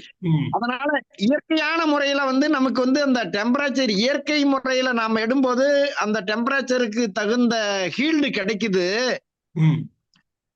பாலி ஹவுஸ்ல பண்ணும்போது நம்ம நிழலடியில செடி வளர்த்தனோம்னா அதனுடைய இது எப்படி இருக்குது? ஒரு மரம் நிழல், தேங்காய் மரத்து ஓரத்துல இந்த மாதிரி தென்னந்தோப்புல பண்ணும்போது ஒரு பயிர் பண்ணீங்கன்னா அதனுடைய வளர்ச்சி எப்படி இருக்குது? ஐயா, இதுல ஒரு தகவல் சொல்றேன். நம்ம வந்து பாலி ஹவுஸ், பக்கா பாலி ஹவுஸ் பண்ணோம்னா உள்ள தேவையான அளவுக்கு வெளிச்சத்தை கொண்டு வர முடியும். அத மாதிரி அது கொஞ்சம் ஹைடெக்ல பண்றது. அதனால நம்ம ஈல்டு குறையும் அப்படிங்கிற பிரச்சனை அங்க வராது. ஆனால் நாம போடுற முதலீடுக்கு அது அவ்வளவு லாபகரமா இருக்குமா அப்படிங்கறத பார்க்கணும். இன்னும் குறிப்பா நீங்க விவசாயிக்கு வந்து விவசாய நிலம் எல்லாம் என்ன 25 லட்சம் இதுக்கு செலவு பண்றதுக்கு ஒரு 4 ஏக்கர் ஒரு 5 ஏக்கரை வாங்கிடலாம். என்ன 5 ஏக்கரை வாங்கிடலாம். விவசாயம் நாம செய்யறதுக்கு வாய்ப்புகள் இருக்குது. அதனால பாலி ஹவுஸ் வந்து உயர் தொழில்நுட்பத்தை சார்ந்தது அப்படின்னா கூட நாம வந்து நிலம் நம்ம அதிகமா இருக்கிற பட்சத்துல நாம நிலத்திலே நேரடி சாகுபடி செய்யலாம். பாலி ஹவுஸுக்கு போறது வந்து இப்போ சிட்டிஸ்ல உள்ளவங்க செய்யறதா இருந்தா டெரஸ் கார்டனிங்லயோ பாலி ஹவுஸ்லயோ செய்யலாம். இல்லாம கிராமங்கள்ல செய்யும் போது அதுக்கு பெரிய அளவு தேவை இல்லை அப்படிங்கிறது தான் என்னுடைய கருத்து. இந்த கருத்து எனக்கு வந்து உடன்பாடு இருக்குது.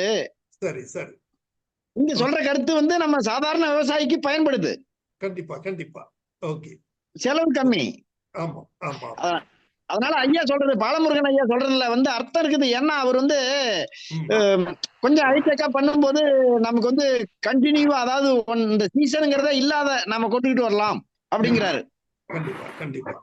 ஓகே, நம்ம ஓகே. வந்து 1 இயர் 1 சீசன் சொல்றோம். அவர் வந்து சீசனே இல்லாத நமக்கு ரெடி பண்ணிடலாம் அப்படிங்கிறாரு. அதுல அவர் சொல்றதுல கருத்து இருக்குது, உடன்பாடு எனக்கும் இருக்குது. ஆனா ஓகே. அவ்வளவு என்னால செலவு பண்ண முடியுமா, என்ன மாதிரி விவசாயிங்க அவ்வளவு செலவு பண்ண முடியுமா அப்படின்னு ஒரு சந்தேகம் வருது. நன்றி நன்றி நன்றி திரு பாலமோகன், உங்களுடைய கருத்துக்கும் தகவல்களுக்கும் மிக்க நன்றி. அடுத்ததாக திரு தினகர் பாபு ராணிப்பேட்டையிலிருந்து பேசுறது கேட்கிறாரு. தினகர் பாபு, உங்க கருத்தை தெரிவிக்கலாம். ஒரு சின்ன டவுட் சார். இது வறட்சியை பொறுத்து இதோடைய சென்ட்டுடைய தரம் அதிகமாகுதா? அதாவது தண்ணி கொஞ்சம் பற்றாக்குறை அந்த மாதிரி ஏரியா வறட்சியை பொறுத்து இதோடைய சென்ட்டுடைய தன்மையை வந்து அதிகமாகுதா? நீங்க சொல்றது லெமன் கிராஸுக்கும் பாம் ரோஸுக்கும் வறட்சி கொஞ்சம் தாங்கக்கூடிய பயிர். பாம் ரோஸும் லெமன் கிராஸும் வளர்ச்சியை தாங்கக்கூடிய பொருள். இது நம்ம மறிக்கொழுந்து வந்து வறட்சியை தாங்க முடியாத பயிர். அதனால 5 நாளைக்கு ஒரு தண்ணி கண்டிப்பா வேணும் மறிக்கொழுந்துக்கு. 5 நாட்களுக்கு ஒரு தண்ணீர் கண்டிப்பா விட்டாகணும். கண்டிப்பா வேணும், இல்லைன்னா ரொம்ப வாடி வதங்கி போயிடும். Okay okay. இல்ல, அவரு கேக்குறது, தினகர் பாபு கேக்குறது நல்ல வளர்ச்சி, அதாவது நல்ல அதுக்கு நல்ல தேவையான அளவு உரச்சத்து இதெல்லாம் கொடுத்து செழிப்பாக அதை வளர வச்சா அதுல வந்து இந்த எண்ணெய் சத்து அதிகரிக்குமா அப்படின்னு கேக்குறாரு. கண்டிப்பா கண்டிப்பா கண்டிப்பா. நம்ம குழந்தைங்களை வளர்த்துற மாதிரிதான் ஐயா. நாங்க குழந்தைங்களை அதுக்கு என்ன வேணுமோ அதை வாங்கி கொடுத்து வளர்த்துறோம்னா அதுக்கு நல்ல ஹெல்த் கிடைக்கும், நல்ல தாது புஷ்டி கிடைக்கும், நல்ல நோய் தாக்கக்கூடிய எதிர்ப்பு சக்தி இருந்துச்சுன்னா தானே குழந்தைங்க நல்லா வளரும். இப்போ சுவை வந்து வறட்சியில இருக்கும்போது நல்ல சுவையா இருக்கு. இப்போ கரும்பு, இந்த மாம்பழம் இதெல்லாம் வந்து வறட்சியில இருக்கும்போது நல்லா சுவையா இருக்கு. தண்ணி வந்து அதிகமா கட்டும் போது தண்ணியிலே இருக்கிற பயிரை விட இந்த வறட்சியில இருக்கும்போது சிலருடைய தரங்கள்லாம் மேம்படுதுன்னு சொல்றாங்க. அதனால இந்த மாதிரி வறட்சியில இருக்கும்போது இந்த மறிக்கொழுந்து, இந்த லெமன் கிராஸ் இதெல்லாம் வறட்சியை தாங்கி வரும்போது கொஞ்சம் நல்லா சென்ட்டுடைய தரம் அதிகமாகுமா அப்படின்றது கேள்வி. நமக்கு வந்து குவான்டிட்டி குறையுமே, குவாலிட்டி நல்லா வந்தா குவான்டிட்டி குறையுமே. அதாவது நான் சொல்றது உங்களுக்கு புரியும்னு நினைக்கிறேன். இப்ப 1 ஏக்கருக்கு ஒரு 6 டன்னு மறிக்கொழுந்து வர்ற நிலம் நீங்க தண்ணி இந்த மாதிரி குறைச்சி வறட்சியை நீங்களே வறட்சி பண்ணி கட்டுனீங்கன்னா 3 டன்னு தான் வரும். 3 டன்னு வந்து நம்ம 6 டன்னுக்கு வர்ற 6 கிலோ ஆயில் 3 டன்னுக்கு 3 கிலோ ஆயில் தான் வரும். இந்த ஆயில்ல குவாலிட்டி ஏதாவது இருக்கா சார்? குவாலிட்டி அவங்க குவாலிட்டி ஏதாவது டெஸ்ட் பண்றாங்களா? இந்த குவாலிட்டி இந்த இவ்வளவு ரேட்டு? கண்டிப்பா ஒவ்வொரு பொருளுக்கும் கண்டென்ட்னு ஒன்று இருக்குது. இப்ப மறிக்கொழுந்துக்கு கண்டென்ட் இருக்குது, பாம் ரோஸுக்கு கண்டென்ட் இருக்குது, லெமன் கிராஸுக்கு கண்டென்ட் இருக்குது, வெட்டிவேர் ஆயில் அதுக்கு ஒரு கண்டென்ட் இருக்குது. கண்டிப்பா விலையும் அதை பொறுத்துதான். ஆமாமா, விலையை பொறுத்துதான், விலையும் அதை பொறுத்துதான். நமக்கு தினகர் பாபு அவரு ஐயா சொன்ன மாதிரி கோலார் பகுதியில விளையிறதுக்கு 48,000 ரூபாய் 1 கிலோவுக்கு கிடைக்குது. நம்ம சேலத்துல விளையிறதுக்கு 25,000 30,000 தான் கிடைக்குதுன்னு சொன்னார் இல்லையா? ஆயில் கண்டென்ட் அதுதான், அதை வச்சுதான் விலை, குவாலிட்டி செக் பண்ணி தான் விலை கொடுக்குறாங்க. ஆமா ஆமா ஆமா. நன்றி தினகர் பாபு, நிகழ்ச்சியில் பங்கு பெற்றமைக்கு மிக்க நன்றி. மூர்த்தி, உங்களை இன்ட்ரோடியூஸ் பண்ணிட்டு உங்க கேள்வியை கேட்கலாம். ஐயா, வாழ்த்துக்கள், நன்றி. வாங்க. வணக்கம் சார், நான் திருநெல்வேலியில இருந்து தட்சிணாமூர்த்தி பேசுறேன்.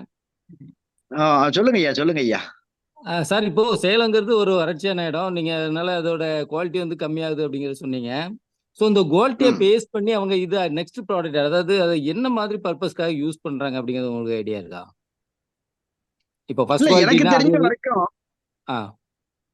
எனக்கு தெரிஞ்ச வரைக்கும் நாம வந்து ஆயில உற்பத்தி பண்றோம், ஒரு கம்பெனிக்கு கொடுக்கறோம். அந்த கம்பெனிக்காரங்க வந்து வேற ஃபாரின்ல தான் இந்தியா லெவல்ல இந்த மறிக்கொழுந்து ஆயில் உற்பத்தி எந்த பயன்பாடும் இல்ல. அதாவது வெளியில காமிக்க மாட்டேங்கிறாங்க. என்ன தெரிஞ்சுக்க வேண்டியது நிறைய இருக்குது. இன்னும் நான் குறிப்பா சொல்ல போனா, என்ன மாதிரி இப்ப இந்த மாதிரி மறிக்கொழுந்துல ஆயில் எடுக்கலாம், நீங்களும் கொஞ்சம் நடுங்க, பாம் ரோஸ்ல ஆயில் எடுக்கலாம், நீங்களும் கொஞ்சம் நடுங்க, லெமன் கிராஸ் பயிர் பண்ணுங்க அப்படின்னு சொல்றவங்களே இல்ல. ஆனா நான் சொல்றேன், மத்தவங்க எல்லாம் பயன்படுங்கன்னு நான் சொல்றேன். சரி சார், இப்போ ஆக்சுவலா உங்களுக்கு விலை நிர்ணயம் பண்றது யாரு சார்? ஒரு விவசாயி உற்பத்தி பண்ற பொருளுக்கு யாரோ ஒருத்தன் வந்து தாங்க விலையே வைக்கிறான். இது நாம தெரிஞ்ச கதை தானே. நாம இங்கிருந்து எடுத்துட்டு போறோம், மார்க்கெட்டுக்கு கொண்டு போறோம், வர்றோம், நாம 100 ரூபா சொல்றோம், அவன் 60 ரூபாய் கேட்டு 70 ரூபாய் 80 ரூபா நம்ம ஃபைனல் பண்றோம். இந்த மாதிரி தானே இருக்குது. இதுதானே கார்பரேட் கம்பெனியோடைய வேலை. ஓகே. ஸோ இப்போ குவாலிட்டியை பேஸ் பண்ணி அவங்க ஏதோ ஒரு ரேட்டு கொடுக்குறாங்க, அந்த ரேட்டை தான் நம்ம வாங்க வேண்டியிருக்கு. நம்மளோட ப்ராடக்ட் நான் ஆமா இந்த ஆமா பர்பஸ்க்காக ஆமா உருவாக்குறேன், இதுக்கு இவ்வளவு ரேட் அப்படிங்கிற நம்மளால டிமாண்ட் பண்ண முடியல, அப்படிதானா? இப்ப மார்க்கெட்டுக்கு கொண்டு போறோம். இப்ப நான் இங்க சேலத்துல இருந்து நான் என் வில்லேஜ்ல இருந்து சேலத்துக்கு ஒரு கடலைக்காய் எடுத்துட்டு போறேன். கடலைக்காய அதுக்கு மண்டி இருக்குது. அதாவது சேலத்துல லீ பஜார்னு சொல்லுவாங்க. தெரியும் சார். அங்க எடுத்துட்டு போனா ஒருத்தன் வந்து காயை அள்ளி பார்த்துட்டு அதுக்கு ஒரு விலை வச்சுட்டு போவான். இன்னொருத்தன் இன்னொரு விலை கொடுப்பான். அவன் அதேதான், வேற ஒண்ணும் இல்ல. யார் 10 ரூபா சேர்த்து கேக்குறாங்களோ அவங்களுக்கு நாம கொடுத்துட்டு போலாம், அவ்வளவுதான். இத அவுரி இத மாதிரி பல பொருட்கள் சன்னா எல்லாம் எடுக்கிறாங்க. அதெல்லாம் வியாபாரிகள் தான். எக்ஸ்போர்ட்டோட ஏஜென்ட்ஸ் இருக்காங்க. சன்னா எல்லாம் தூத்துக்குடியில இருந்து எடுப்பாங்க. கண்வெளி கிழங்கு இந்த மாதிரி சில இதுகள் இருக்குது. இது எல்லாமே அந்த ஏஜென்ட்ஸ் எடுப்பாங்க. வழக்கமா ஒரு பிரைஸ் வச்சிருப்பாங்க, அந்த பிரைஸுக்கு தான் எடுப்பாங்க. ஆனா சில வேளைகள்ல விவசாயிகள் போட்டுக்கிட்டு திருப்பி அவங்க எடுக்காமலாம் விட்டுருவாங்க. சோ இது வந்து நம்ம கவர்மெண்ட் ஒண்ணு நமக்கு இதுல இந்த விஷயங்கள்ல தலையிடாததுனால நாம வந்து விவசாயிகள் வந்து காசு வேணும்னா அவங்கள நம்பித்தான் இருக்க வேண்டியது இருக்குது. என்ன, இந்த ஏஜென்ட்ஸை நம்பித்தான் இருக்க வேண்டியது இருக்குது. அவங்க ஏமாத்துறதுதான். இப்ப அவங்க குவாலிட்டி செக் எல்லாம் கூட அது ரொம்ப டிரான்ஸ்பேரண்டா ஒன்றும் இருக்காது. அவங்களா பார்த்துட்டு இவ்வளவுதான் இருக்குதுன்னு சொன்னா அவ்வளவுதான்.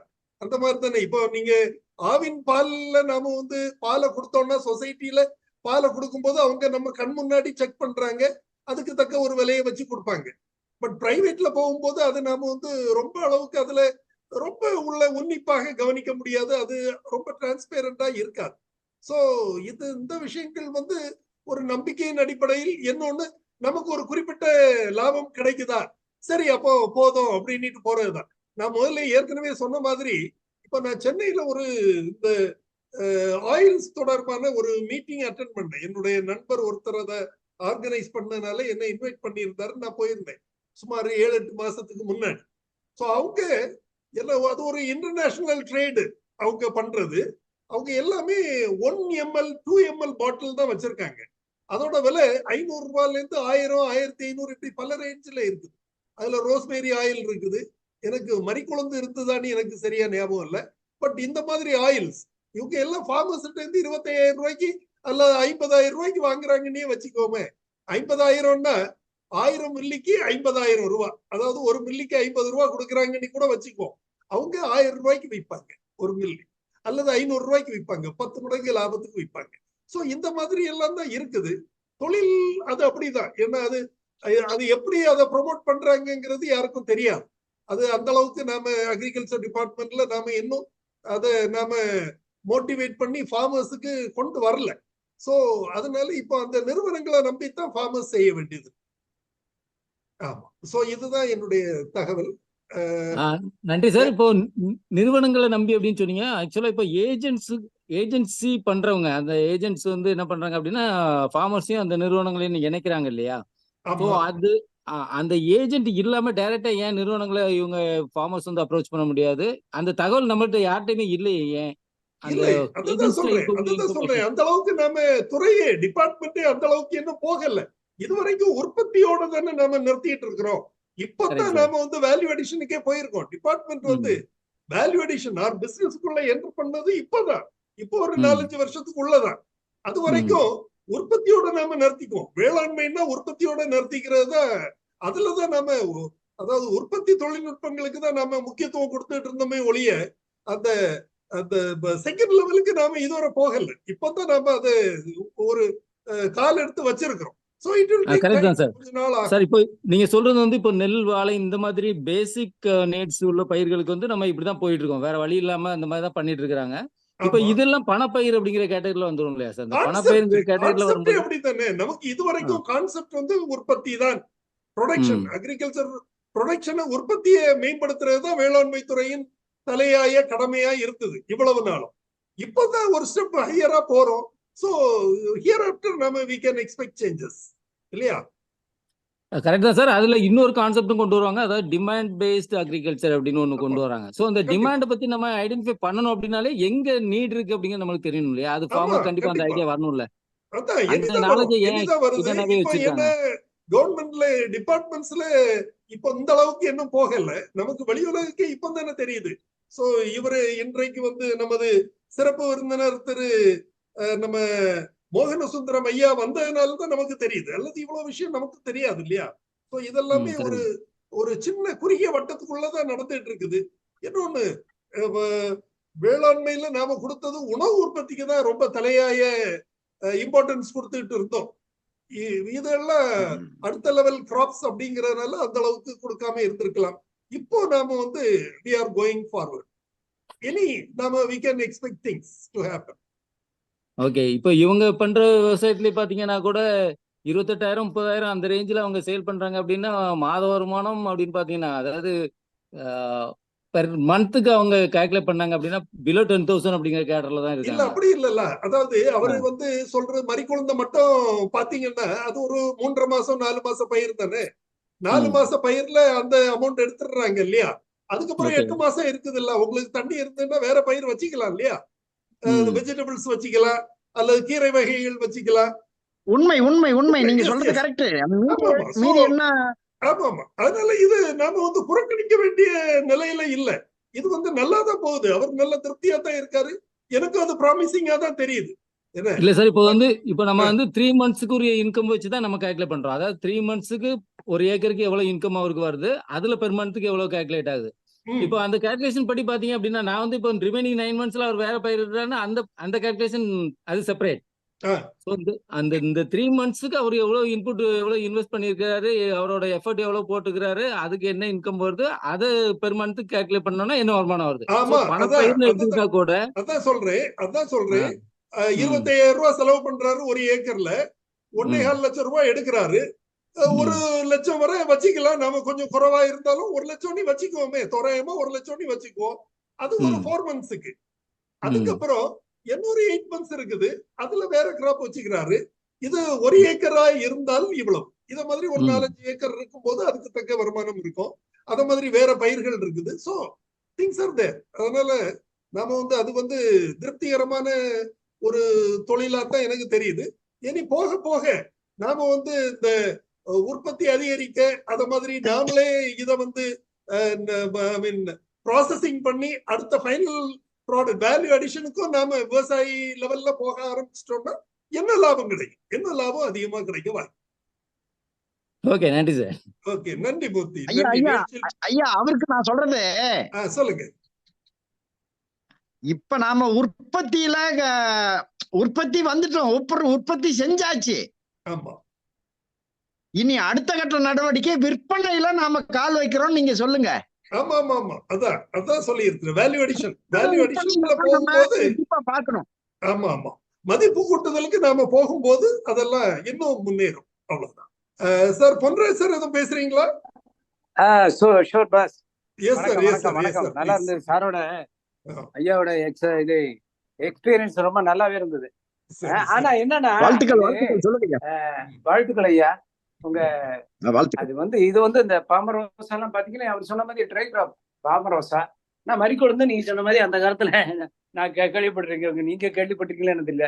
குனேகா மறிக்கொழுந்து சென்ட் குமுத பொக்கோட வரும், அது மனத்தோட வரும். அப்படிலாம் நீங்க பார்த்திருக்கலாம் ஒருவேளை. அப்படிலாம் இப்ப இந்த மறிக்கொழுந்து யாரும் சென்ட் எல்லாம் நம்ம ஊர் வெளிநாட்டுக்காரன் போடுறான்னா எனக்கு தெரியல. வெளியில அந்த மனமே அடிக்கிறது இல்லை. ஒருவேளை நான் சென்ட் யூஸ் பண்றது கிடையாது, அதுல இப்போ இது கிடையாது. மற்றபடி அந்த காலத்துல பாத்தீங்கன்னா அந்த சென்ட் அத்தர் அது இதெல்லாம் போட்டு இருப்பாங்க கொஞ்சம் பேரு. கல்யாண மாப்பிள்ளை கல்யாண வீடு எல்லாம் ரொம்ப ஜோரா இருக்கும். இது வந்து என்னன்னா உங்களுக்கு விற்பனையை நீங்க பார்த்துதான் நீங்க இது ப்ரொடியூஸே பண்ண முடியும். பாத்தீங்கன்னா கோயம்புத்தூர்ல இந்த மேட்டுப்பாளையத்துல இதெல்லாம் எடுக்காங்க, ஜாதிமல்லியில இருந்து காங்கிரீட் எடுக்காங்க. காங்கிரீட் அதை எடுத்து பியூரிஃபை பண்ணதுக்கு எங்க பாரிஸ் தான் அவன் தான் பண்றாங்க. அவன் வந்து 4 ml வந்து 1000 ரூபாய்க்கு விற்கிறான், இல்ல 10 ml வைங்களேன். அந்த மாதிரி பியூரா உள்ள சென்ட். இப்ப நம்ம எல்லாம் நிறைய சிந்தட்டிக் தான் போடுறோம், ஆனா அந்த இயற்கையா உள்ளது மட்டும் உள்ளது பூல இருந்து எடுக்கிற மாதிரி இருக்காது. அதே மாதிரி பாமரோசா நிறைய அதுக்கு தேவைகள் நிறைய இருக்குது. ஆனா என்ன மாட்டிக்கிறது என்னன்னா அந்த விற்பனையாளர் வாங்குறாங்கல்ல அவங்க கிட்ட சில சமயம் நிறைய பேர் மாட்டிக்கிறாங்க. எனக்கு தெரிஞ்ச அளவுல கொஞ்சம் ஃபெயிலியர் எல்லாம் இருக்கு. சரியான அளவுல இவங்க உற்பத்தி பண்ணி நல்ல காங்கிரீட் எல்லாம் எடுத்து கொடுக்கும்போது அவன் விற்பனையில போட்டு கொஞ்சம் பாத்துடுறாங்க. ஆமா அதுல சிலவுக்கு நஷ்டம் வருது. அதுக்கு கண்டிப்பா. என்ன பண்ணனே தெரியல. இதுக்கு நான் முதல்ல சொன்ன மாதிரி அந்த ஏஜென்ட்ஸ் நாம நம்பி இருக்க வேண்டியது இருக்கு. அதனால இது வந்து அதுதான். ஏன்னா அவங்களுக்கு அந்த டெக்னாலஜி உள்ள வரணும். ஆளுந்து ஆமா இந்த ஆல்கலாய்டோ வாட் எவர் இட் மேபி, அது என்ன பிரிச்சு எடுக்கிறோமோ அந்த மூலப்பொருளை, அவனுக்கு தான் அவன் டெக்னாலஜி தெரியும். வெளிநாட்டுக்கு கொண்டு விற்பாங்க, அங்க இருந்து அவங்க கொண்டு வருவாங்க, அங்க போய் அவங்க சுத்தம் பண்ணுவாங்க. இதெல்லாம் நமக்கு இன்னும் முன்னேறல. அதுக்கு ஒருவேளை இன்னும் வருங்காலத்துல அதுக்கும் நம்ம ஆளுங்க படிச்சிருவாங்க. இருக்கும் இருக்கும் ஆனா அந்த அளவுக்கு நம்ம வரல. முதல்ல இத நல்லாவே இருந்தது உங்க இது பாமரோசா, அப்புறம் இன்னும் லெமன் கிராஸ். கேரளாவில கொஞ்சம் நிறைய பண்றாங்க. லெமன் கிராஸுக்கு ரிசர்வ் ஸ்டேஷனே வச்சிருக்காங்க. ஓடக்காலின்னு ஒரு இடத்துல, கோட்டயத்துக்கு அந்த பக்கமா ரிசர்வ் ஸ்டேஷனே இருக்கு, ஓடக்காலி. அது அங்கிருந்து வேலைக்கெல்லாம் வச்சிருக்காங்க. அங்க டெம்பரேச்சர்னா அந்த மலை சரிவு இருக்கு இல்லையா, அதுல அங்கங்க உங்களுக்கு இந்த கையாலம்பாங்க நம்ம இது காண்டூர் பண்டிகை, அதுல எல்லாத்துலயும் இடைய வச்சு இந்த லெமன் கிராஸ் வளர்க்குறாங்க. வளர்க்கும் போது அதை எடுத்து டிஸ்ட்ரில் பண்றாங்க. அங்க நல்லா இருக்கு. அப்கோர்ஸ் அவர் சொன்ன மாதிரி டெம்பரேச்சர் கொஞ்சம் எங்க கர்நாடகாவில் இருக்கிறதுக்கும் இங்க நிறைய வித்தியாசம் இருக்குன்னு சொல்றாரு இல்லையா, அது உண்மைதான். டெம்பரேச்சர் மைல்டா 30-35 டிகிரிக்கு மேல போகாம இருந்ததுன்னா நமக்கு நல்ல ஈல்டு கிடைக்கும், நல்ல நல்ல குவாலிட்டி ப்ராடியூஸும், எண்ணெயும் நல்ல எண்ணெயோட அளவும் கிடைக்கும். அது உண்மைதான். மறிக்குழுந்த பற்றி எனக்கு பெரிய ஐடியா இல்லை. இப்ப அது வந்து நிறைய ரோஸ்மேரி, நிறைய அந்த மாதிரி நிறைய எல்லாம் வர்றாங்க. இப்போ ஒரு அன்னைக்கு டி நகர்ல போனா அங்க இருந்து யாரு ஊட்டில இருந்து அந்த ரோஸ்மேரி தான் நினைக்கிறேன், ரோஸ்மேரி வாங்கி தண்ணியில போட்டு குளிக்கிறாங்க. அந்த அளவுக்கு சில ஆளுகள் இருக்காங்க. என்ன பாஸ், நீங்க கேள்விப்பட்டிருக்கீங்களா? அது ரோஸ்மேரி அங்க இருந்து வருது, தண்ணியில குளிக்கிறதுனா ஒரு அதுக்கு ஒரு 300 ரூபா 400 ரூபா 500 ரூபா ஒரு சின்ன பையில வச்சு அந்த பச்சை இல்ல அப்படியே வருது. குளிக்கும் போது அதை போட்டு நம்ம உடம்பு, ஆனா லேடிஸா யூஸ் பண்ணுவாங்க நினைக்கிறேன். அன்னைக்கு ஒரு பொண்ணு தான் வாங்கிட்டு போனா, இது எதுமான்னா இந்த மாதிரி குளிக்கிறதுக்கு இது தண்ணியில போட்டு அந்த மனை ஒரு ஆளுக்கு வாங்கிட்டு போனேன். அவங்க தினம் யூஸ் பண்ணாங்க. அப்படின்னு ஆளு இருக்காங்க. அப்கோர்ஸ் எல்லாரும் சாதாரணக்காரங்க சோப்பு போட்டு குளிக்கிறாங்க. இது வந்து இது ஒரு ஸ்பெஷல் ஒருவேளை நீங்க சொல்ற மாதிரி ஸ்டீம் பாத் மாதிரி ஏதோ பண்றாங்களா என்ன தெரியல. ஏன்னா உடம்புல உள்ள கெட்டதெல்லாம் வெளியில வந்துடும். இது இந்த ட்ரீட்மெண்டே இருக்கு சார். நம்ம மனசுலயே நீங்க உங்க வீட்டுல ஒரு ஸ்ப்ரே பண்ணி ஒரு பிளசன்ட் அட்மாஸ்பியர், பிளசன்ட் ஸ்மெல் வந்தாலே மனுஷனுக்கு ஒரு என்னமோ மாதிரி என்ன அந்த நோய் நொடி எல்லாம் மனசே மாறி எங்கேயோ போயிடுறோம் நம்ம. அது ஒரு ட்ரீட்மெண்ட்லாம் இருக்கு. ஒவ்வொரு ஃப்ளவருக்கு யாருக்கு ஒரு மாதிரி டிஸ்டர்பண்டா இருக்கு, அதாவது மனசு தொந்தரவா, மகிழ்ச்சி குறைவா, ஏதாவது தொந்தரவு இருக்கவங்களுக்கு எல்லாம் இந்த மாதிரிலாம் பண்ணலாம். இது இந்த பாமரோசா அப்கோர்ஸ் இதுல கூட முன்னாடி வந்துட்டு இருந்துன்னு நினைக்கிறேன். நம்ம கொசுவத்தி டேப்லெட்ல எல்லாம் இந்த பாமரோசா யூஸ் பண்ணாங்க. அந்த மனமெல்லாம் முன்னாடி பார்த்திருக்கேன், நீங்க அனுபவிச்சிருக்காங்க. அத ரொம்ப நல்லா இருந்துச்சு. கொஞ்சம் நீங்க என்ன பண்ண வேண்டியன்னா பையரை மட்டும் ரொம்ப செலக்ட் பண்ணுங்க. இப்ப மக்கள் எல்லாம் கொஞ்சம் முன்னேறி வர்றாங்க. ஒவ்வொருத்தருக்கும் யூஸ் பண்ணணும். இப்ப பாத்தீங்கன்னா பாத்ரூம்ல ஒரு ஃப்ரெஷ்னர் வைக்காங்க, அதுல இந்த பாமரோசா, இந்த பாமாயில், ஐ மீன் லெமன் கிராஸ் ஆயில், மறிக்கொழுந்து, இதெல்லாம் இப்போ அந்த மாதிரி வருது. ஆனா அதுவும் பெரும்பாலும் சிந்தட்டிக்கா தான் இருக்கு. இயற்கையில வந்தா நமக்கு உடம்புக்கு நல்லது. ரொம்ப நல்லது சார். முன்னேறுங்க. இந்த வயசுல நீங்க நல்லபடியா பண்றீங்க, எல்லாத்தையும் வழிகாட்டியா இருக்கீங்க. ரொம்ப சந்தோஷம். தேங்க்யூ. நன்றி. அதாவது இப்ப பாமரோஸ் யூசர் வந்து இந்த ஹமாம் சோப்பு, டிட்டர்ஜென்ட் சோப்பு, இந்த சோப்புல கலக்குறாங்க பாமரோஸ் ஆயில். லெமன் கிராஸ் வந்து குழந்தைங்களுக்கு சிறப்பு இருக்குது இல்லையா, இருமல் சிறப்பு.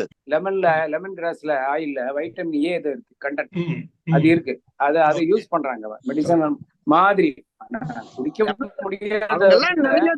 பிரிக்கிறாங்க சார், பிரிக்கிறாங்க.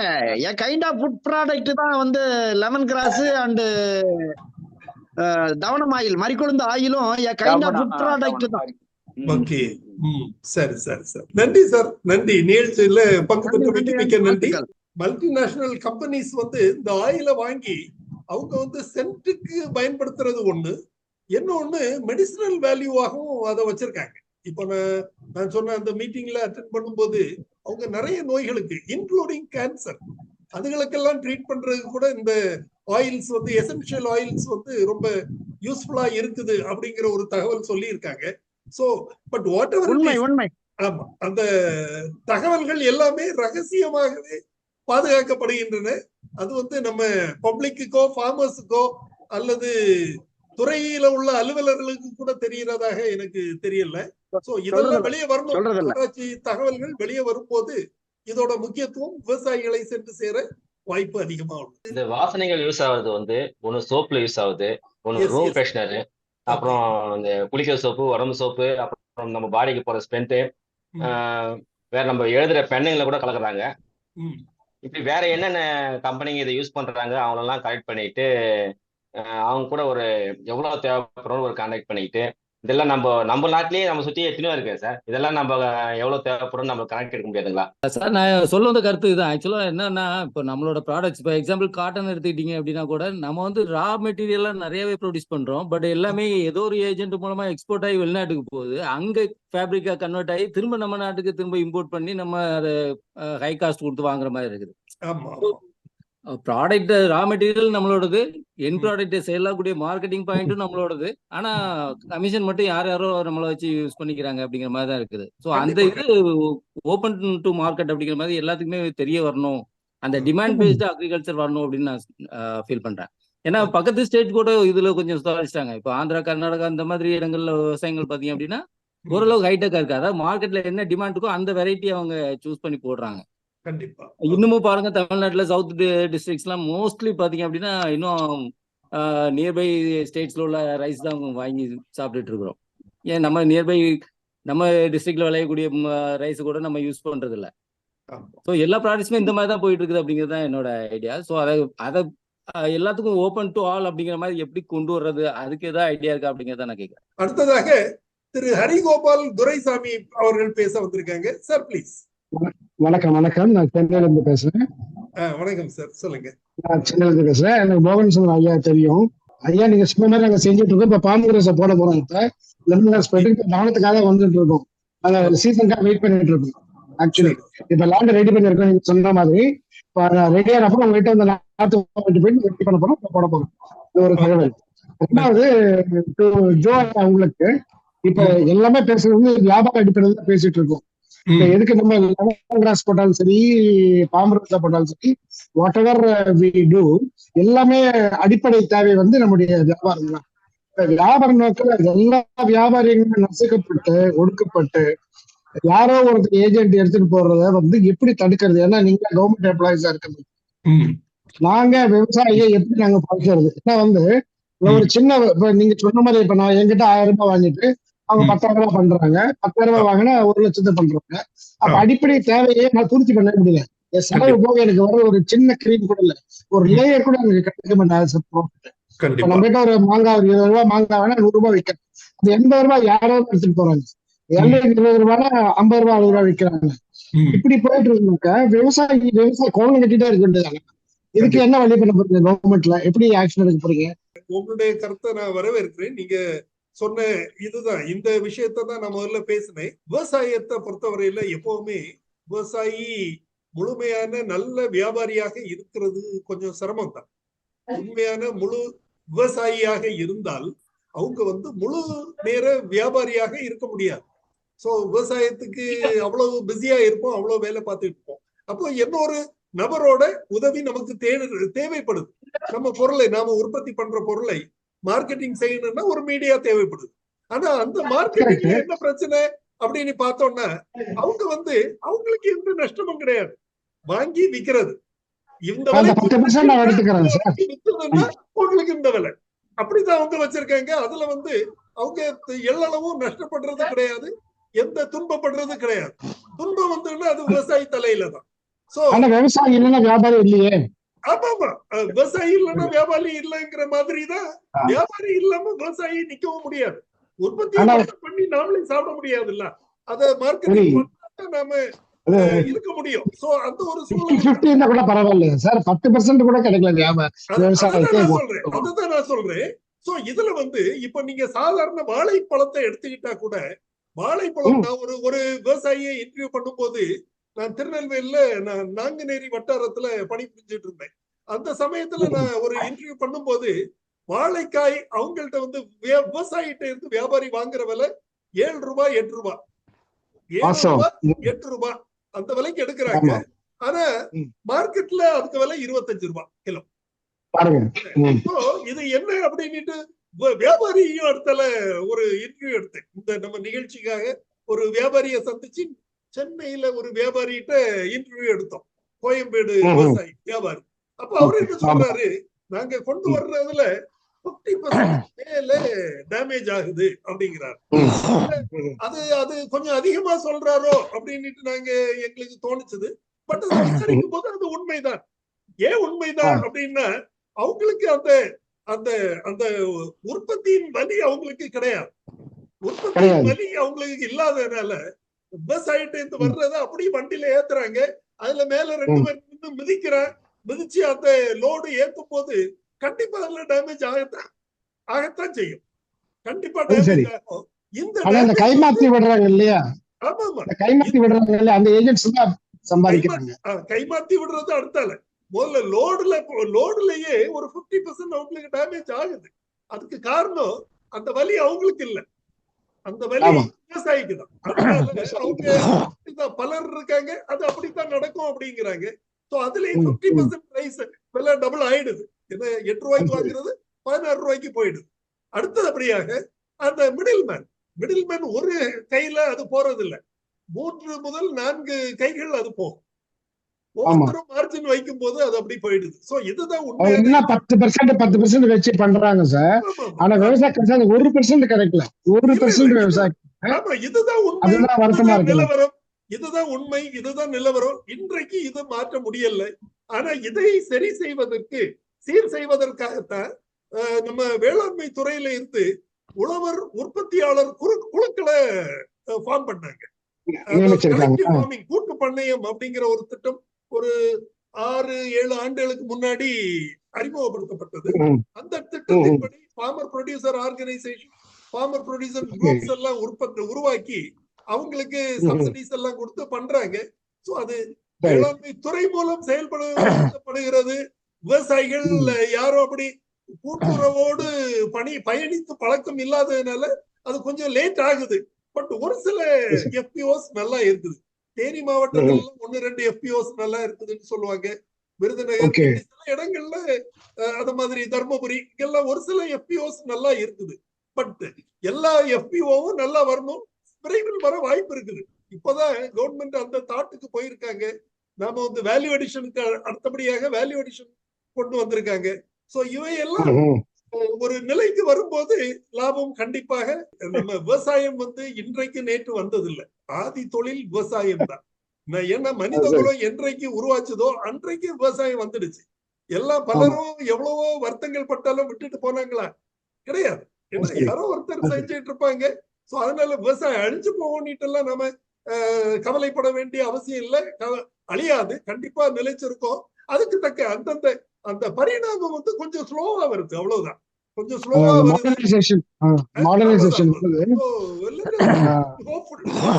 நாம எடுத்துக்கோமே.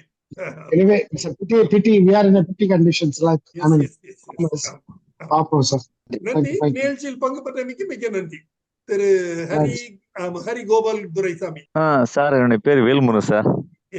ஓகே. நான் அரியலூர் மாவட்டம் ஆண்டிமல்லியும் பேசுறேன் சார். ஓகே. நான் வந்து பிஹெச்டி பயோடெக்னாலஜி முடிச்சிருக்கேன். சரிங்க சார். ஸோ இந்த நீங்க எசென்சியல் இந்த ஆயுள் சம்பந்தமா பேசுனீங்க, ஃபுல்லாவே தெரியும் சார், டீடைல் ஃபுல்லா தெரியும் எனக்கு ஆல்ரெடி. இப்ப ஆமா, இப்ப இவங்க நீ பேசுனது கால் வாங்கிட்டா இருந்தாலும் ஆக்சுவலா வந்து எல்லாம் ஃபார்மர்ஸ் ஃபுல்லா வருத்தப்படுறது ஒரே ஒரு விஷயம்னா, ப்ரொடக்ஷன் பண்றோம், இது வந்து காசு கிடைக்க மாட்டேங்குது, அது வந்து கூலிக்கு உழைப்பு ஊதியம் கிடைக்கல அப்படிங்கிறாங்க. ஆக்சுவலா வந்து தவறு வந்து நம்ம தான் சார் இருக்கு. உற்பத்தி செய்யக்கூடிய பொருளை நேரடியாக விற்பனை செஞ்சா இனிமேல் நமக்கு விவசாயிகள் நஷ்டம் தான் சார் வரும். கடலை பயிரை வந்து பறிச்சு உடனே வந்து வியாபாரி வந்து வயல்ல வந்து வாங்கிட்டு போவாங்க. அந்த கடலை பயிரை பார்த்தீங்கன்னா உரிக்காம கொடுத்தீங்கன்னா உங்களுக்கு லாஸ் தான், அதை உரிச்சு கொடுத்தீங்கன்னா உங்களுக்கு கெயின் தான். அதே போலதான் இப்ப வந்து எப்பயுமே நம்ம வந்து இப்ப மறிக்குழந்தே இருக்கட்டும், மறிக்குழந்தே நீங்க வந்து பறிச்சு வித்தீங்கன்னா உங்களுக்கு தான் லாஸ். அது வந்து என்ன செய்யணும், ஒரு ப்ரொடக்ஷன் பண்ணணும். அதாவது பார்த்தீங்கன்னாக்கா எக்ஸ்ட்ராக்ட் போட்டாது இல்லை வேற ஏதாச்சும் பண்ணியாவது நம்ம பண்ணணும். குரூடு சப்ஸ்டன்ஸ்ல மற்றபடி வேற ஏதாச்சும் சேல் பண்ணணும். அப்படி சேல் பண்ணாதான் விவசாய லாபம் கிடைக்கும். டைரக்டா எந்த ஒரு பொருளும் உற்பத்தி செய்யக்கூடிய பொருளை வந்து விளைவிக்கக்கூடிய பொருளை வந்து டைரக்டா நம்ம வித்தோம்னா லாஸ் தான் வரும். இது நம்ம கண்ட்ரில இது கிடையாது, மற்ற கண்ட்ரில எல்லா கண்ட்ரிலும் உண்டு. இப்ப உதாரணம் பாத்தீங்கன்னா வாழைக்காய் வெட்டும், வாழைக்காய் வெட்டி மண்டிக்கு தான் ஏற்றி விடுவாங்க எல்லாரும் விவசாயிகள்லாம். அத புடம் போட்டு கொண்டு கொடுக்கணுங்கிறது இன்ன வரைக்கும் விவசாயிகள் யாருமே பண்ணல. புடம் போட்டு வித்தீங்கன்னா அதுக்கு தனி ரேட்டு. ம். புடம் போட்டு விற்கிறல. அதே போல எல்லாமே என்ன பண்றாங்க, விவசாயம் எல்லாமே என்ன பண்றாங்க, எதையுமே வந்து செய்யாம அடுத்த மாற்று விஷயம் செய்யாம அப்படி டேட்டா சேல் பண்றதால நமக்கு லாஸ் வருது. இது யாருமே இது வரைக்கும் செய்யறது இல்ல. அதை செய்யறதுக்கு நிறைய வந்து டெக்னிக்ஸ் வந்து பெங்களூர் தராங்க சார், தராங்க. ஓகே. இது சீமாப்ல தராங்க. சரி. அது medicine and aromatic plants department தராங்க. லாஸ்ட் இயரோட ஒரு 5 years பேக் வந்து கோயம்புத்தூரோட மீட்டிங் போட்டுதாங்க. சரி. பல்மரோசா எல்லாமே வந்து எல்லா இதுலயும் வந்து எப்படி நம்ம ஆலோவேரால இருந்து அலோவேரா வெட்டி வேர்ல இருந்து எப்படி நம்ம மெடிசன் இது ஆயில் இருந்து எக்ஸ்ட்ராக்ட் பண்ணலாம் அப்படின்னு சொல்லி நம்ம ட்ரைனிங் கொடுத்தாங்கல்ல, ஃபுல்லா கொடுத்தாங்க. ஓகே. சரி. உங்களுக்கு வேணாலும் நீங்க நெட்ல பண்ணா CIMAP போட்டாலே உங்களுக்கு வந்து எல்லாம் ஃபுல்லா வரும். Central institute of medicine and aromatic plants பேரு. ஓகே. சரி. CIMAP. அங்க போனீங்கன்னா உங்களுக்கு எல்லாமே உங்களுக்கு வேல்யூ அடிஷனல் எல்லாமே டெக்னிக்ஸ் ஃபுல்லா சொல்லி தராங்க. மறிக்கு வந்து ஃபாரின்ல ஒரு சில இடத்துல சில கண்ட்ரில என்ன பண்றாங்க, அது குரூடு சப்ஸ்டன்ஸ் ஆகி தான் கொடுக்குறாங்க. அது கூடாக்கி தான் கொடுக்குறாங்க. ஓகே. சோ அந்த மாதிரி நம்ம வந்து ஒரு டெக்னிக்ஸை மாத்தணும், ஃபுல்லா டெக்னிக்கை மாத்தி தான் நம்ம செய்யணும். செஞ்சாதான் விவசாயிகளுக்கு லாபம், இல்லைன்னா விவசாய லாபம் கிடையாது. இந்திய விவசாயிகள்ல 75% பேர் வந்து சிறு விவசாயிகள், சிறு அல்லது குறு விவசாயிகள். ஆமா சார். கையில காசை வச்சுட்டு விவசாயம் பண்றது இல்ல. பண்றது அறுவடை செய்யும் போது அந்த கடன் கொடுத்தவங்க வந்து அதை எடுத்துக்கிட்டு அவங்க ஒரு வட்டியும் போட்டு எடுத்துக்கிட்டு மிச்சம் தான் இவங்க. சோ இதுதான் இவங்களோட பிரச்சனைக்கு முக்கிய காரணம். அதனாலதான் இந்த நிலைமையை மாற்றுறதுக்காகத்தான் கோஆபரேட்டிவ் சொசைட்டிஸ் வந்தது. ஆனா அது வந்து நிச்சயமா விவசாயிகளோட கஷ்டத்தை போக்கிச்சுதுன்னு சொல்ல முடியாது சார். நிறைய கம்பெனிஸ் வந்து அவைலபிளா இருக்காங்க சார் இந்த மாதிரி பண்றதுக்கு. இப்ப பாத்தீங்கன்னா உங்களுக்கு Parry nutraceutical company plus Ambika sugar factory, Arura sugar factory, இதெல்லாம் பாத்தீங்கன்னா கரும்பு விவசாயிகளுக்கு முன்பணம் கொடுக்குறாங்க, உரம் யூரியா தராங்க, எல்லாமே தராங்க. சோ அதே போல இந்த மாதிரி விவசாயிகளுக்கும் நிறைய தரது இப்ப எதையும் நல்லெண்ணெய் இருக்கு பாத்தீங்களா. அதாவது அந்த இல்ல நீங்க எல்லாம் இருக்குது. பட் இப்ப ஒரு உதாரணத்துக்கு நான் சொல்றேன். இப்போ சொசைட்டிஸ்ல வந்து கரும்பு சொசைட்டி இருக்குது. கரும்பு எத்தனை வருஷத்துக்கு அவங்க விவசாயிகளுக்கு பாக்கி வச்சிருக்காங்க தெரியுமா? கோஆபரேட்டிவ் சொசைட்டி கவர்மெண்ட் இதுதான், அதுலயே பாக்கி இருக்குது. சோ எல்லாம் அப்படிதான் இருக்குது. விவசாய செக்டர் அப்படிதான் இருக்குது. அத கொஞ்சம் டிரான்ஸ்ஃபர்மேஷன் பண்ணணும், கவர்மெண்ட் கொஞ்சம் அக்கறை எடுக்கணும். சோ அப்பதான் இதுக்கு ஒரு தீர்வு வரும். இது ஒரு நாள்ல 2 நாள்ல முடியிற பிரச்சனை இல்லை. இது வந்து கொஞ்சம் திட்டமிட்டு கொஞ்சம் ஒரு லாங் டேர்ம் அப்ரோச்ல கவர்மெண்ட் வரணும். சோ அதுதான் ஆமா சார். அதாவது சார் நான் என்ன சொல்றேன்னாக்கா, இந்த மாதிரி மறிக்குழுந்தெல்லாம் இருக்கு பாத்தீங்களா, 5 லிட்டர் 10 லிட்டர் வந்து எக்ஸ்ட்ராக்ஷன் டிஸ்டிலேஷன் நிறைய இருக்குது. 50 லிட்டர் 100 லிட்டர் கெப்பாசிட்டி எல்லாம் இருக்குது. அந்த எக்ஸ்ட்ராக்ஷன் டிஸ்டிலேஷன் ஒண்ணு வாங்கி யூனிட் போட்டு இவங்களே இது பண்ணாதான் முடியும், லாபம் பார்க்க முடியும். ஆமா சார். பெரிய லெவல்ல பண்ணலாம் சார். சாதாரண ஒரு 50 லிட்டர் போதும், 50 லிட்டர் குவான்டிட்டி போதும். ஏற்கனவே எல்லா யூனிட்டும் வச்சிருப்பாங்க சார். எல்லா யூனிட்டும் பெரும்பாலும் அந்த டிஸ்டிலேஷன் இருக்கத்தான் செய்யும். இல்லாம இருக்காது. இல்ல சார், கேட்டு பாருங்க. இல்ல இப்ப நீங்க இல்ல அட்லீஸ்ட் நைபரிங்க அவராவது செஞ்சு கொடுப்பாங்க. நல்லா இருக்கு. அது இல்லாம இருந்தா ஒண்ணுமே பிரயோஜனம் இல்லை. ஏன்னா உங்களுக்கு நல்லா ஹோல்டு பண்ண முடியாது. ஹார்வெஸ்ட் பண்ணி என்ன பண்ணுவீங்க நீங்க? Unless you go for distillation you cannot hold that. ஏன்னா அதெல்லாம் அப்படிதான் பண்ணணும். அதெல்லாம் பெரும்பாலும் சின்னல இருந்து பண்ணினாங்க.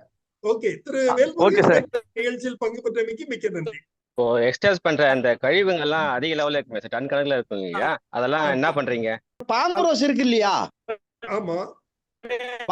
பாம்பரோஸ் டிஸ்டிலேஷன் பண்ணிடுறோம். அத டிஸ்டிலேஷன் பண்ணிட்டு வெளியே எடுத்து நல்லா காய வச்சு மாட்டுக்கு கொடுத்துறோம். மாட்டுக்கு தீவனமா கொடுத்துறீங்க. ஓகே சரி. ஆமா, நல்ல புரோட்டீன் சத்து இருக்குது, நல்ல மாடு விரும்பி திங்குது. சரி ஓகே. மறிக்குழுந்தும் அதேதான், லெமன் கிராஸும் அதேதான். லெமன் கிராஸும் சாப்பிடுது என்ன? நல்லா சாப்பிடுது, நல்லா டேஸ்ட், நல்லா சாப்பிடுது. சரி சரி சரி. இன்னும் ஃபியூச்சர்ல என்ன பண்ணலாம்னாக்க அதையே நம்ம வந்து ஃபயர்வுட் ஆக்குறதுக்கு நாம முயற்சி பண்ணலாம். சரி. நிறைய வரும்போது மாட்டுகளுக்கு கொடுக்கலாம். இப்ப என்னதெல்லாம் வந்து கிட்டத்தட்ட ஒரு 15 டன்னுக்கு மேல பக்கத்துல இருக்கிறவங்களே தான் எல்லாம் ஃப்ரீயா கட்டிட்டு போறாங்க. ஆமா ஆமா ஆமா எங்க கண்டிப்பா. மாடும் எங்க மாடும் திங்குது. எங்களுதும் ஒரு 5-6 மாடு இருக்குது. எங்க மாடும் திங்குது. மத்தவங்களுக்கு எல்லாம் ஃப்ரீயா தான் கொடுத்துட்டு இருக்கிறேன். ஏன்னா என் ஊர்ல இப்பதானே ஸ்டார்டிங்கு. ஆமா ஆமா ஆமா ஆமா. ம். அதனால நான் யாருக்கிட்டையும் காசு வாங்கிக்கல, எல்லாம் ஃப்ரீயா தான் கொடுக்குறேன். ஏன்னா அந்த மாடு இன்னைக்கு வந்து மாட்டுக்கு பில்லு பஞ்சம் என் ஏரியாவுல. அதனால ஒரு 7-10 பேர் எடுத்துட்டு போறாங்க. ஆளு கொஞ்சம் கொஞ்சம் கொஞ்சம் கொஞ்சம் எல்லாரும் யாருமே இல்லங்காம எடுத்துட்டு போங்க அப்படின்னு சொல்லி கொடுத்துட்றேன். இன்னொரு பண்ணலாம் அவரு, அதெல்லாம் கார்ட்போர்ட் பாக்ஸ் பண்றதுக்கு அவர் பண்ணலாம். கார்ட்போர்ட் பாக்ஸ் தெரிஞ்சவங்க லெமன் கிராஸ எல்லாம் புல்லெல்லாம் வந்து பவுடர் பண்ணி டீ கப்பு, பிளேட்டு இந்த மாதிரி எல்லாம் செய்யறாங்க. Very good. அதான் ஆல்டர்னேட்டிவ்ஸ் செஞ்சாங்க. இன்றைய நிகழ்ச்சி ஒரு சிறப்பான நிகழ்ச்சியாக அமைந்திருந்தது. மறிக்கொழுந்து பயிரில் வாசனை திரவியம் தயாரிக்கும் விவசாயி அவருடன் ஒரு நேர்காணல் நிகழ்ச்சியை நாம் கண்டோம். இன்று சிறப்பு விருந்தினராக இன்று கலந்து கொண்டவர் திரு மோகனசுந்தரம் அவர்கள். அவர்களுடைய அனுபவத்தை நம்மிடம் பகிர்ந்து கொண்டார்கள். அருமையான தகவல்கள், புதுமையான தகவல்கள், பலரும் அறிந்திராத தகவல்கள், நல்ல தகவல்கள் கிடைத்தது. எல்லோருக்கும், தொழில்நுட்ப பட்டதாரிகளுக்கும் கூட இது ஒரு நல்ல ஒரு அனுபவமாக அமைந்திருந்தது. இந்த நிகழ்ச்சியை நமக்கு வழங்கிய திரு மோகனசுந்தரம் அவர்களுக்கு எனது நெஞ்சார்ந்த நன்றியினை தெரிவித்துக் கொள்கிறேன்.